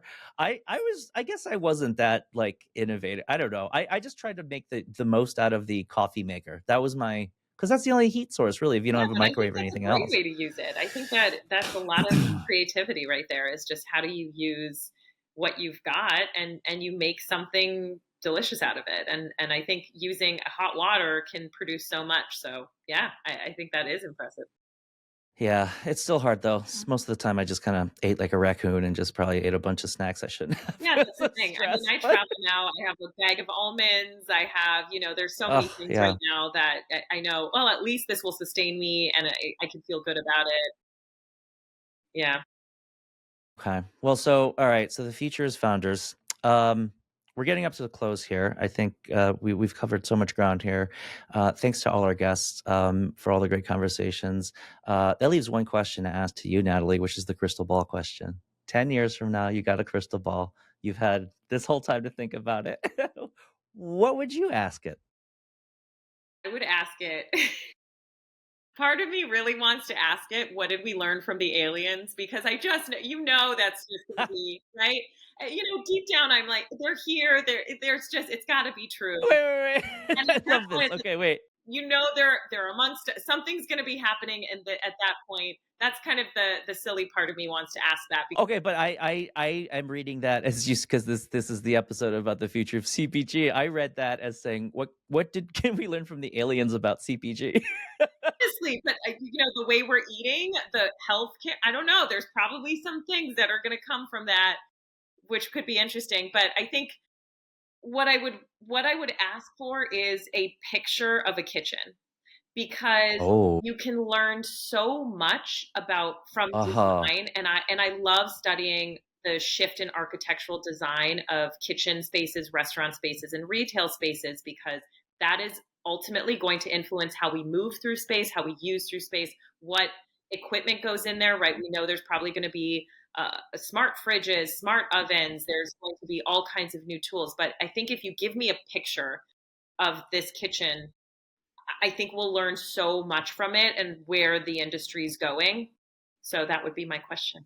That's I love that one. And because including inside pictures of your pantry and your Hmm. fridge, Yeah. not just the appliances. That's so interesting because it just occurred to me, like you think about something like the Keurig, like if you looked 50 years back Yeah. Can and you they imagine? probably had Mr. Coffee, I guess, and then now like these Keurig machines start popping up and espresso machines. Like, and if you didn't have any context for that, like you could probably infer a lot about that society. Like, Absolutely. Yeah. If you see that and you go, I mean, think about it. If we saw a picture of a kitchen and it didn't have any outlets, right? Imagine there's no outlets the way we know of them today. Energy sources have changed. Suddenly, how appliances work have oh my changed. I mean, gosh. it's Yeah. so insightful. So I think that's where we're going to learn a lot about what's going to be happening in the future. I when we would do consumer insight studies for brands and stuff like that, I used to spend a lot of time in people's kitchens doing ethnographies and taking photos of their fridges and their Nice. pantries. Yeah. Somewhere on my cloud storage, I have gigabytes upon gigabytes of people's fridges. But you're Amazing. totally right. Like you could totally just look at that and like just infer like what kind of consumer is this? What kind Yeah. of person is Or this? maybe there's going to be a Um, little cage with a chicken in it laying eggs, because who knows? Maybe that's where we're going to. Maybe you're going to have the animals there that are just giving you the food directly. I mean, at this point, if you have a little chicken in a cage laying eggs today, that's basically like having an ATM machine in your home, Yeah, right? So exactly. I love it. Well, hey, I could think of no better person to have as guest co-host for this show. Thanks so much, Natalie, Thank for you. coming on with me and sharing space and asking questions, and super enjoyed the conversation. Me too. Um, and I look forward to more. But everybody, Natalie Shmulik, you could check her out, Hatchery. Anything else you want to plug? Anything else you want to talk No, about from check you? us out at thehatcherychicago.org. You can find information about us there. Connect with me on LinkedIn, Natalie Shmulik. But Mike, it's such a pleasure. I love talking with you and learning from you. So thank you for having me. Likewise. All right, guys. Thanks, listeners. This is the Tomorrow Today show. We will see you later. Have a good one. Thanks for listening to this episode. Now, here's a bonus interview with Megan Klein, founder and CEO of Little Saints, which makes ready to drink non alcoholic cocktails powered by mushrooms. You'll hear a little bit about Megan's journey building Little Saints and her point of view on the future of CPG. Enjoy. All right. Hello, hello. Megan Klein is our next guest. She is the CEO and founder of Little Saints. She was just named to Inc.'s Female Founders 500. She's a powerhouse of an entrepreneur and a leader in the space. And thank you so much for coming on the show and being with us, Megan. Thank you for that generous introduction, Mike. You're welcome. So, this episode is about the future of CPG, but, maybe just to kind of frame us, maybe start with sharing a little bit more about, what was the insight that kind of led you to find Little Saints, and maybe why do you think that insight was unique to you that you saw about the non-alcoholic space? Sure. So I had for many years, and Natalie and I know each other back then, I was wellness during the day and cocktails at night. So I ran a hydroponic basil farm, and I founded a plant-based, dip and juice brand. And I always have been like very intentional about what I put into my body during the day. So that means, mushrooms in my coffee, not psychedelic, obviously, or not obviously, but Yeah, I so got mushrooms you. in my coffee and green juices and like protein and no sugar and all the things. And then for many, many years, I would just be like, oh, okay, the day's over. Now I'm going to have a cocktail. And that was my cycle for a long time. And it wasn't until COVID that I realized that I was spending, an hour or two every morning. I wasn't even getting drunk. Like, it was just like the effects of like a drink or two. And I was spending an hour or two every morning. I would go through my meditation and my yoga practice and realize that I was just trying to get back to baseline. And during COVID, I was like alone. I was single. I just realized like how much it was affecting me. I felt a film kind of all over me. My dad has Parkinson's, and like that, affects your brain. And I felt like my brain was starting to go, and it just me alone in my house with alcohol. I was like, oh, this is not good for me. And so because I know how to make things, I founded Field and Farmer, and I worked with our, development team there. So I ordered everything that was available in the non-alcoholic space in January 2021, and lots of beautiful brands that still exist today and I still like. But what I found was everything is full of sugar. Nothing had a nose, and nothing had a really good functional ingredient. And I was like, well, if I'm going to just drink sugar water, like I'm just going to drink alcohol because I like alcohol, And so that's where I was like, oh, maybe I can really be like contribute something valuable to this space. And that's how I created Little Saints. You're so right. That's the thing that it is missing, that nose. The smell is the hardest thing to kind of nail. And yeah, it doesn't have to be alcohol, but the addition of mushrooms, it's got to make you feel something, Yeah, it's So got to be because we drink alcohol because it does something. So like that's the purpose. That's like you're not drinking water anymore. So like you want your nighttime drink to like do something.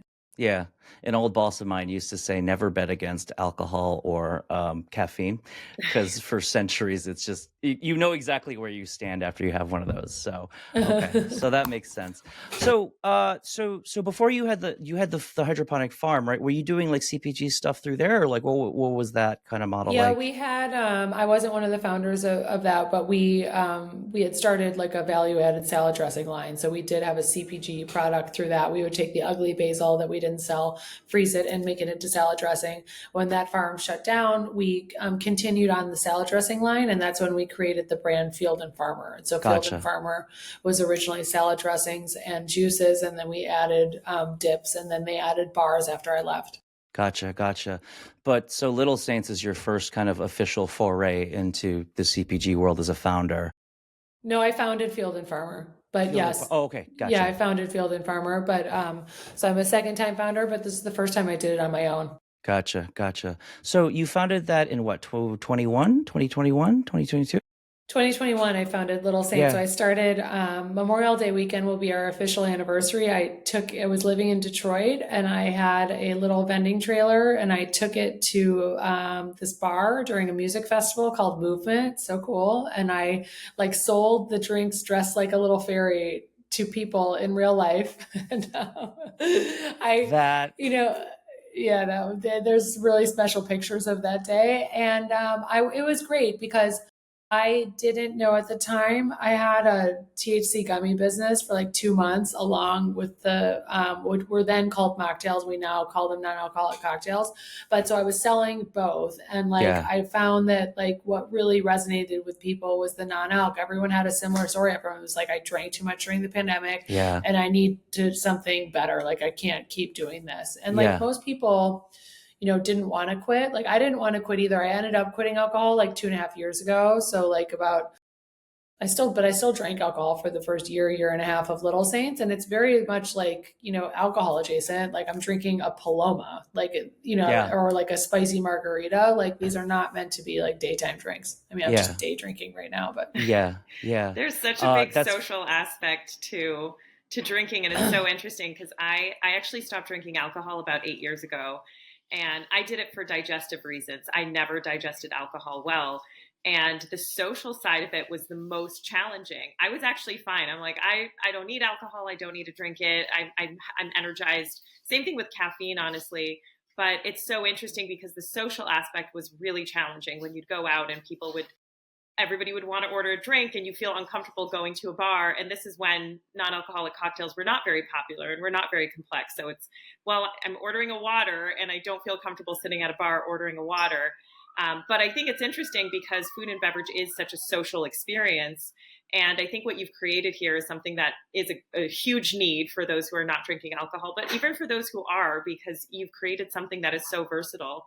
And so I'm curious, Meg, for you, Can you walk us through what you think that social side will continue to look like as you explore to further developing your brand, but as a whole within the industry? What does that social piece of food and beverage evolve into as we go into these next few years? Yeah, it's so interesting. I was just having a meeting with the guy that used to work for a big, huge tequila company, and just talking about like how nightclubs are suffering and like what does our socializing look like? Listen, humans have been raising cups or glasses or whatever since the beginning of time. Like whenever you see those Instagram ads that are like, I traded my nighttime glass of wine for a gummy. It's like, no, you didn't. Like we still want to like be standing next Yeah. to someone with something in our hand. And so I think like non-alc definitely like is the future of that, because people are still going to want to gather for a drink. That's what we do. We just don't want to feel hungover. And so I think part of it is, like bars and restaurants specifically like expanding their non-alc menu like a lot, so that like you can just go out and have a drink. Like I just did this in Milwaukee the other night. Like my friend had a drink and I had a non-alc drink. Like you just have a drink and it doesn't really matter as much. I think the more interesting thing is kind of nightclubs, and like just like people like, the bottle service culture. People, the younger people are like either not drinking or they're not drinking and they're on drugs. So it's like, what does that look like? I think that also looks like more non-alc, but I think it'll be interesting to see how society and culture kind of shifts when like drinking isn't the main event. I think that what we're going to see is a lot more like things to do. I always thought this, like I love Chicago. I'm from Wisconsin. Sometimes like I don't love like sitting around and just drinking, because if you're not drinking, then you're like, okay, that's the main event. So I think what we're going to see is like social activities that like maybe you're dancing or maybe you're playing sports or maybe you're, like more activities based. Meals are still going to be a thing, but like something where you're doing something and you're not just like standing around and drinking, I think is sort of the future. Yeah. And I'm curious, do you think like the state of the non-alc world today would be the same if marijuana was still illegal in all the states? And where do you see Good that kind question. of going? Where do you see that going with potentially the future legalization of psychedelics and stuff like that? Like that seems like where marijuana was maybe 15 years ago today.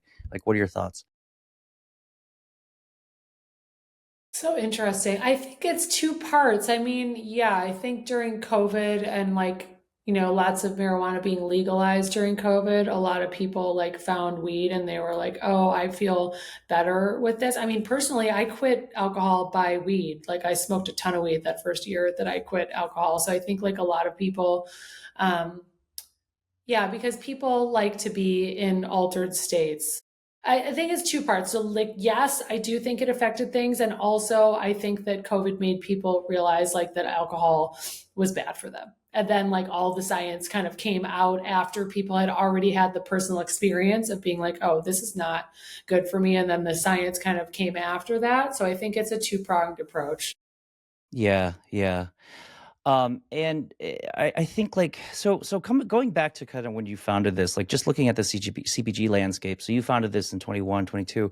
Like what have you observed that's kind of changed in CPG over the last 4 or 5 years, and where do you think it might go in the next 4 or 5 years, just I from the just posted industry? about this last night. I mean, D2C founders have to be content creators. I mean, not all of them, but I am part of like a really great D2C founders group, and it's all of us that are doing over $10 million a year in sales. And like, when I was running Field and Farmer, like our Instagram was like an afterthought. It was just like something that you needed. Like, and now people are finding new brands and new products, not as much on shelf as much as we would like to think it. Not really. Like people are finding new brands on their phone. And I think like that really accelerated during COVID. And, that's what we're seeing. I never thought that I would have like an e-com beverage business. It's crazy, but I do. And like, that's how people are finding us. And, people are on their phones thinking about like, oh, drinking is unhealthy. Like, what am I going to do instead? And I mean, that's not just for non-alc, that's for all brands. If you look at, like I'm Little Saints is not in Target, but I've heard like Target is looking at people who have like great TikTok followings. It's like they want like you retailers want you to be bringing the customers to them and not the other way around. And then people are finding new brands on their phones. And I think like the brands that like are kind of stuck in old school mentalities, and I only see that accelerating. Yeah. I mean, what's that dynamic like, right? Because there's so much content out there, and it seems like sometimes like some brands, it's like an arms race to be the most creative or outlandish or whatever the brand is. But like what's kind of your creative process like? Like how do you find topics that are gonna hit with people? We don't do any finding. We see what comes to our head and like we put it out there. No, I'm That's the serious. finding. Like Yeah. that's the finding. Like I think what the reason that people like our brand is because we're authentic. Like most of the content creators that we work with are people like we actually know.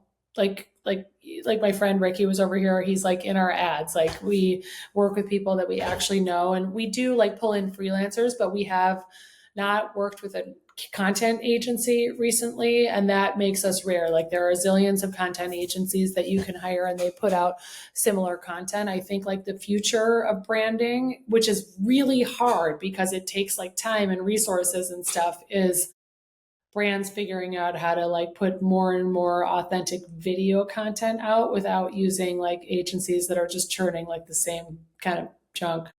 And Meg, Yeah. you Yeah. mentioned authenticity, and I think one thing I've always admired about you is you're very raw, right? You don't hide things. You also share so much that goes on behind the scenes in the industry, which we know is not always very glamorous. And I think one thing that you did really well is you kind of took a space that in other worlds, the co-manufacturing space that often would be really sterile and cold and kind of meaningless, and you pulled back the curtain and then you brought yourself into it and you showed this energy that you also infuse, kind of this other ingredient that I think a lot of founders don't want to bring you into that side of things because it's not very glamorous and it's not very interesting.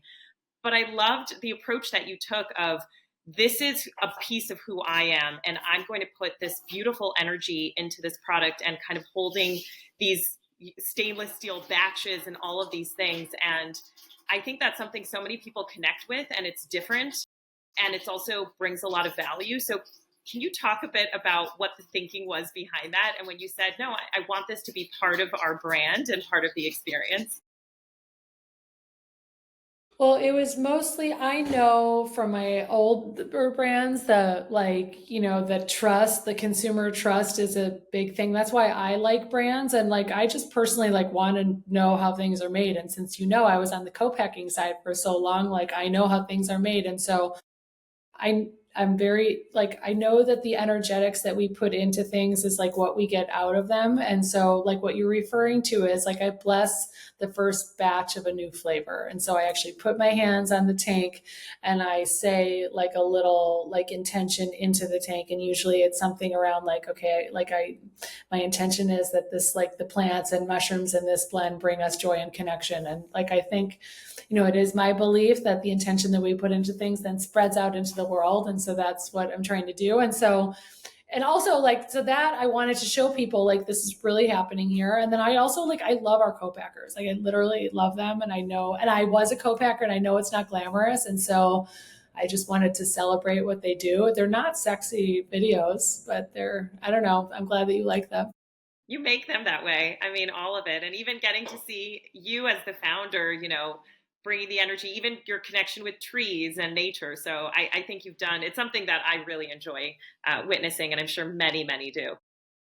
Well, I Thank was a you. child of watching the Sesame Street segments where they showed how the crayons and the saxophones were made. So I am a total sucker for any founder showing Really. how their thing is made. Like I love factories and all that stuff. And that's amazing. You say you love your co-packer. I've talked to so many CPG entrepreneurs where it's the complete opposite of that.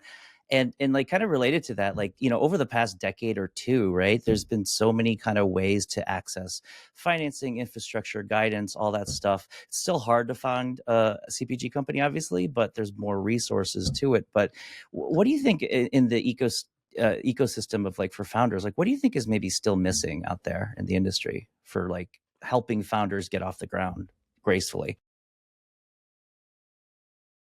If I made $1 billion, I would start a fund and I would just give people. I mean, it's just the first capital is the hardest, and the first capital is getting a lot harder. Like, I was very lucky. I had a big savings. I started Little Saints when I was 42. I thought I was going to get married and have kids. I had money put aside for those kids. I spent that on the brand instead. And like, had I not had that money, Little Saints would not exist. And I think, that was very lucky. Like, I was a lawyer before, like not everyone has that nest egg, and like some people do, but it's for their family, and I don't have kids. So like, I just think that first seed capital is really hard. And like, you have to have either money yourself or people that believe in you. And what I've seen, I don't know what you've seen, but like, that like really like just like first friends and family money is not around as much as it is before, as it was before, like that whole, like, I'm projecting I'm going to do $1 million in your first year and no one does. Like, you used to be able to raise on an idea. And now I think that's gotten a lot harder because a lot of people. So I pray for a future where, there's some sort of like access to capital that's just easy for people that want to get their feet off the ground. Yeah, yeah. Natalie and I talked about this earlier too, but I mean, related to maybe the funding thing, do you think it's because there's like, it seems to me like if you look at an Expo West or just the products that are out there, they're increasingly becoming more kind of nichified, but they're like chunky niches. Like everything from gluten-free is a big one, obviously, but like people avoiding seed oils to alcohol-free lifestyles. Like, do you think investments are harder because like brands are just going after smaller segments of populations, or is it, something else? I think investments are harder just from the investors that I've talked to, because a lot of investors got burned, and like no one's going to like it. It's like gambling. You're going to invest in an idea. Like, I think I can say right now, because I'm fundraising, investors want to see real numbers. And like, if you don't have numbers, like, I just don't think like that investing on a dream is happening anymore. And so to like more specifically answer your question about the niche stuff, like, I don't think investors would really care about a niche if the numbers were there. I think sometimes it's like harder to say what the total addressable market is for a niche, but it's just like, okay, is that like niche working or is it not? I think that just, having a deck that talks about the value props of like this niche and why it is the future with no numbers behind it is going to be really hard to fund. Got it. And kind of starting to look ahead too, like if you think about the next 5-10 years in CPG, what do you think might come up that might surprise other founders and CPG companies? Like whether it be a shift in the market or consumer behavior, like what do you think people aren't thinking enough about as they think 5-10 years down the road for the state of CPG? TikTok Shop, a lot of like the rapidification of e-commerce, shipping. I mean, we think about this stuff all the time. And obviously, I come from a food background and we shipped refrigerated products, but like people want stuff right now, and it's got to be free shipping. And I think just like the portability and the COGS, first of all, like, can your product ship and like what are the economics of that? I think that's gonna, I don't know. I mean, it seems like pretty rapid now, but I don't know about you. I just got addicted to GoPuff. Like I think that it's that is going to continue. So, okay, so and you so mentioned, then that ties to like D2C and how are you advertising it? Because like just having a pretty package and trying to get into Whole Foods like is not going to work anymore. So are you on TikTok Shop? We just had our first viral video. It's the dumbest thing I've ever seen. What is it? Oh my God, it's so stupid. I was at the Marquette game in Milwaukee with my brother and my nephew last weekend. I literally haven't showered in like a week. I have my brother's hat on from like 1995, and I'm pouring a flask of Little Saints into my sparkling water, and my godson's next to me, and he's like, "What are you doing?" And then he's like, "Oh yeah, you made Little Saints." And all these people in the comments are like, "You're teaching children to drink, and like, like you can't bring stuff in." And I don't understand the internet, but it has almost 1 million views. None of the ones we've spent like, $15,000 on my founder video. That is people's impression of me. That. Oh my I can't wait for you to gosh. see it. It's so stupid. It's like you don't choose the viral video. The videos that go viral, the virality chooses you, right? Just wait until you see it. I have 2 giant hot dogs on the plate. I mean, it is embarrassing. Wait, so that went viral just like what, this week? Like this recently? This week. Oh, so 1 million in like less than a week. That's pretty awesome. I don't understand the internet. And so that's been your first spike into TikTok Shop. Well, yeah, and Yeah. something viral doesn't get on TikTok Shop. TikTok Shop just opened up their non-alcoholic beverage category and allowed us in. So we've sold like very little. We've just started. And honestly, Okay. TikTok Shop, I'm very much learning. So people might be listening to this and be like, this girl doesn't know what she's talking about. Because I don't. But like most of the food and beverage that's sold on TikTok Shop is like really cheap stuff. It's like candy and stuff that's like under $20. Ours, we're selling 4 flasks for $40. Yeah, got it. Okay. Yeah, I'm so curious because I haven't had much experience with that. I've never bought anything. Have you guys bought stuff in the TikTok Shop? No, I don't No, have TikTok. I haven't either. I was got like, scared of TikTok after the pandemic. Can I just be too old for TikTok? But apparently, no, I can't. Maybe like TikTok is like the hot topic of like online e-commerce. Like it's just, that's not for us anymore. Yeah, no, but listen, I mean, I think like, you know, the virality, like I think that stores like Target, like those, they're going to look for the virality from TikTok. Like I also think, you know, just like Amazon, of course, like we're just starting to go on like Meta ads we've been doing for years. We have those nailed. I think podcast advertising. I just think, you know, what I grew up in, which was like radio ads and billboards and all that stuff, like none of that matters. Like, yeah, Natalie, thank you. We have gotten a lot of press recently. That doesn't drive sales. Like our social media drive sales. Yeah, that's wild to me. Well, we're almost at the end of our time, but before we wrap up, Natalie, I just want to see if you have any other questions. Otherwise, I have the 2 stock questions we always ask everybody. I do have one question because I think this is something, Mike, you and I talked about this recently as well. And just kind of the future of entrepreneurship. And I think, Meg, you have a lot of experience being an entrepreneur, working with entrepreneurs, seeing the landscape. And again, there's very high highs and very low lows. And one thing we talked about was there is a perception sometimes that entrepreneurship is you're almost determining the success rate based on how much you're suffering as an entrepreneur or how stressed you are. And that's just, it's a burden on so many entrepreneurs. And we see not everybody's built for that, but we're moving into this new space where wellness and mindfulness and all of these other things are finally starting to be taken into account. And I'm curious from your perspective, what does the future of entrepreneurship look like? Because you've been very open about sharing your struggles, your journey, and some of the perceptions that you inherited and some of them that you're trying to break right now. So what does this look like going forward? How do we make a better environment for entrepreneurs? Well, I think that I'm hoping that like I work 15 hours a day and therefore, you know, my business does well is going away. I think that, you know, the social media thing again, like building trust with your consumers, like, and I don't think that social media is necessarily like good for our brain. Like I don't feel great like doing videos all the time, which is why I don't rehearse at all and there are no scripts. I just like talk in my phone. But I think that, you know, the future of entrepreneurship, listen, I think that especially with Gen Z prioritizing wellness and mental health more and more, like I think that that trickles in. So I know, you know, now compared to 10 years ago, like I think so many more entrepreneurs have like, you know, like what I have like morning practices and like people understand the importance of mindfulness exercises. And I think that the more there is like awareness, the more that people put that into practice. And I think that what we are seeing is many of the people that are successful, you know, they also like have a life and they also talk about their morning practices or their mindfulness. And so hopefully that like helps entrepreneurship, like really like, you know, continue to get healthier and healthier. And I don't believe in balance. I think, you know, like I love my company and like, I don't know what's work and what's play.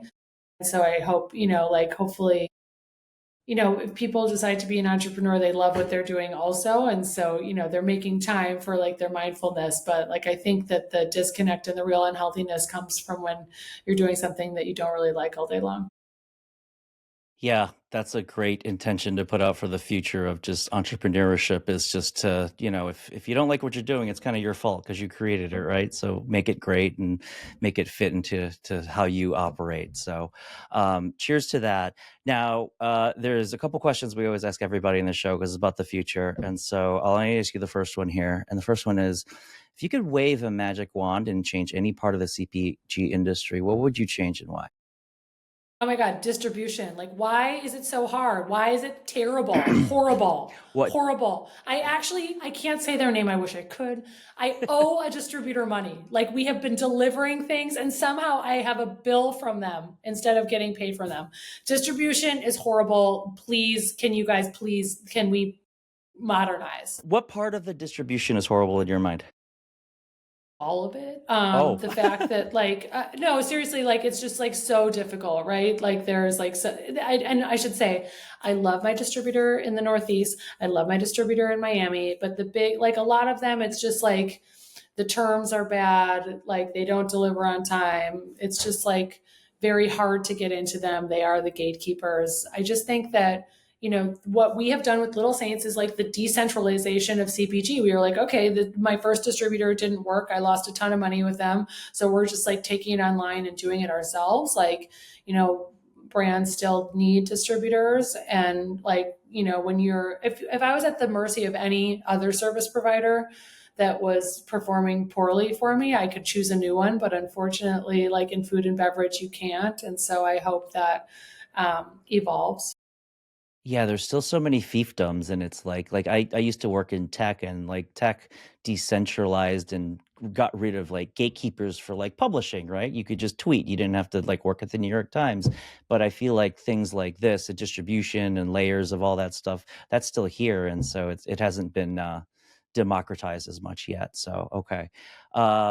Definitely not the first one that probably is frustrated with these distribution. Yeah, it's not really that novel. Our second and final question is, all right, if you had a crystal ball and I could tell you anything about the CPG world in food or beverage in the year 2035, what would you ask it?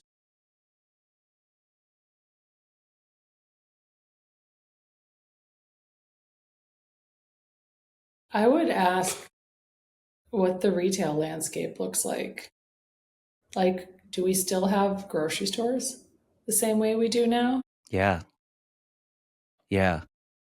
I think I have a good sense of like what Nightlife will evolve into, and like, that like e-commerce and like that rapid delivery is going to like be more and more. I'm just really curious to see what like stores look like and like what our habits are. Like, I love going to Target, like, do we still go to Target? Yeah. Like, do we get everything delivered? Yeah. Yeah. Yeah, and there's glimmers of it. You're right, but I definitely always see that like sometimes you just need a beverage now, and so it's like that pre-planning is there. And I wonder if it's almost like a virtual reality in future of grocery shopping, and then you're technically buying it online, but you still have that experience. Maybe. Yeah. I mean, that's something else I didn't even like. VR grocery store. I do a lot of like stuff around the future. VR is like a blind spot for me, and like I don't know, I just don't get it yet because I just think honestly, I don't know if anyone's gonna wear the gear. I think it'll work if you can make it look like a regular pair of glasses, but I don't want to put on a helmet to go buy Little Saints or buy like toilet paper, right? I don't know about you, but Yeah. you quickly kind of alluded to you think you have a good handle on where Nightlife is going. I'm sneaking another question in. How like where do you think it's going? What is that vision in your mind? Oh, I mean, I just think like the days of like drunken people stumbling around are over in 2030. Maybe it takes till 2035, but I just think like people are going to get used to just looking into each other's eyes and having a real conversation and dancing while not being drunk. Like hopefully there's more music, hopefully there's more dance, hopefully there's like more art and things to engage with other than just like numbing out with alcohol. Well, that's as good of an intention to put out there in the world for the future of Nightlife as I've ever heard. So we'll end it there on that note. Megan Klein, CEO and founder of Little Saints. Go check out Little Saints online and go check out her Shark Tank episode. I watched that. That was awesome. And go check her out on the Ink List. But thanks again, Megan Klein, for being with us. Thanks for having me, both of you. Thanks, Mike. Thanks, Natalie.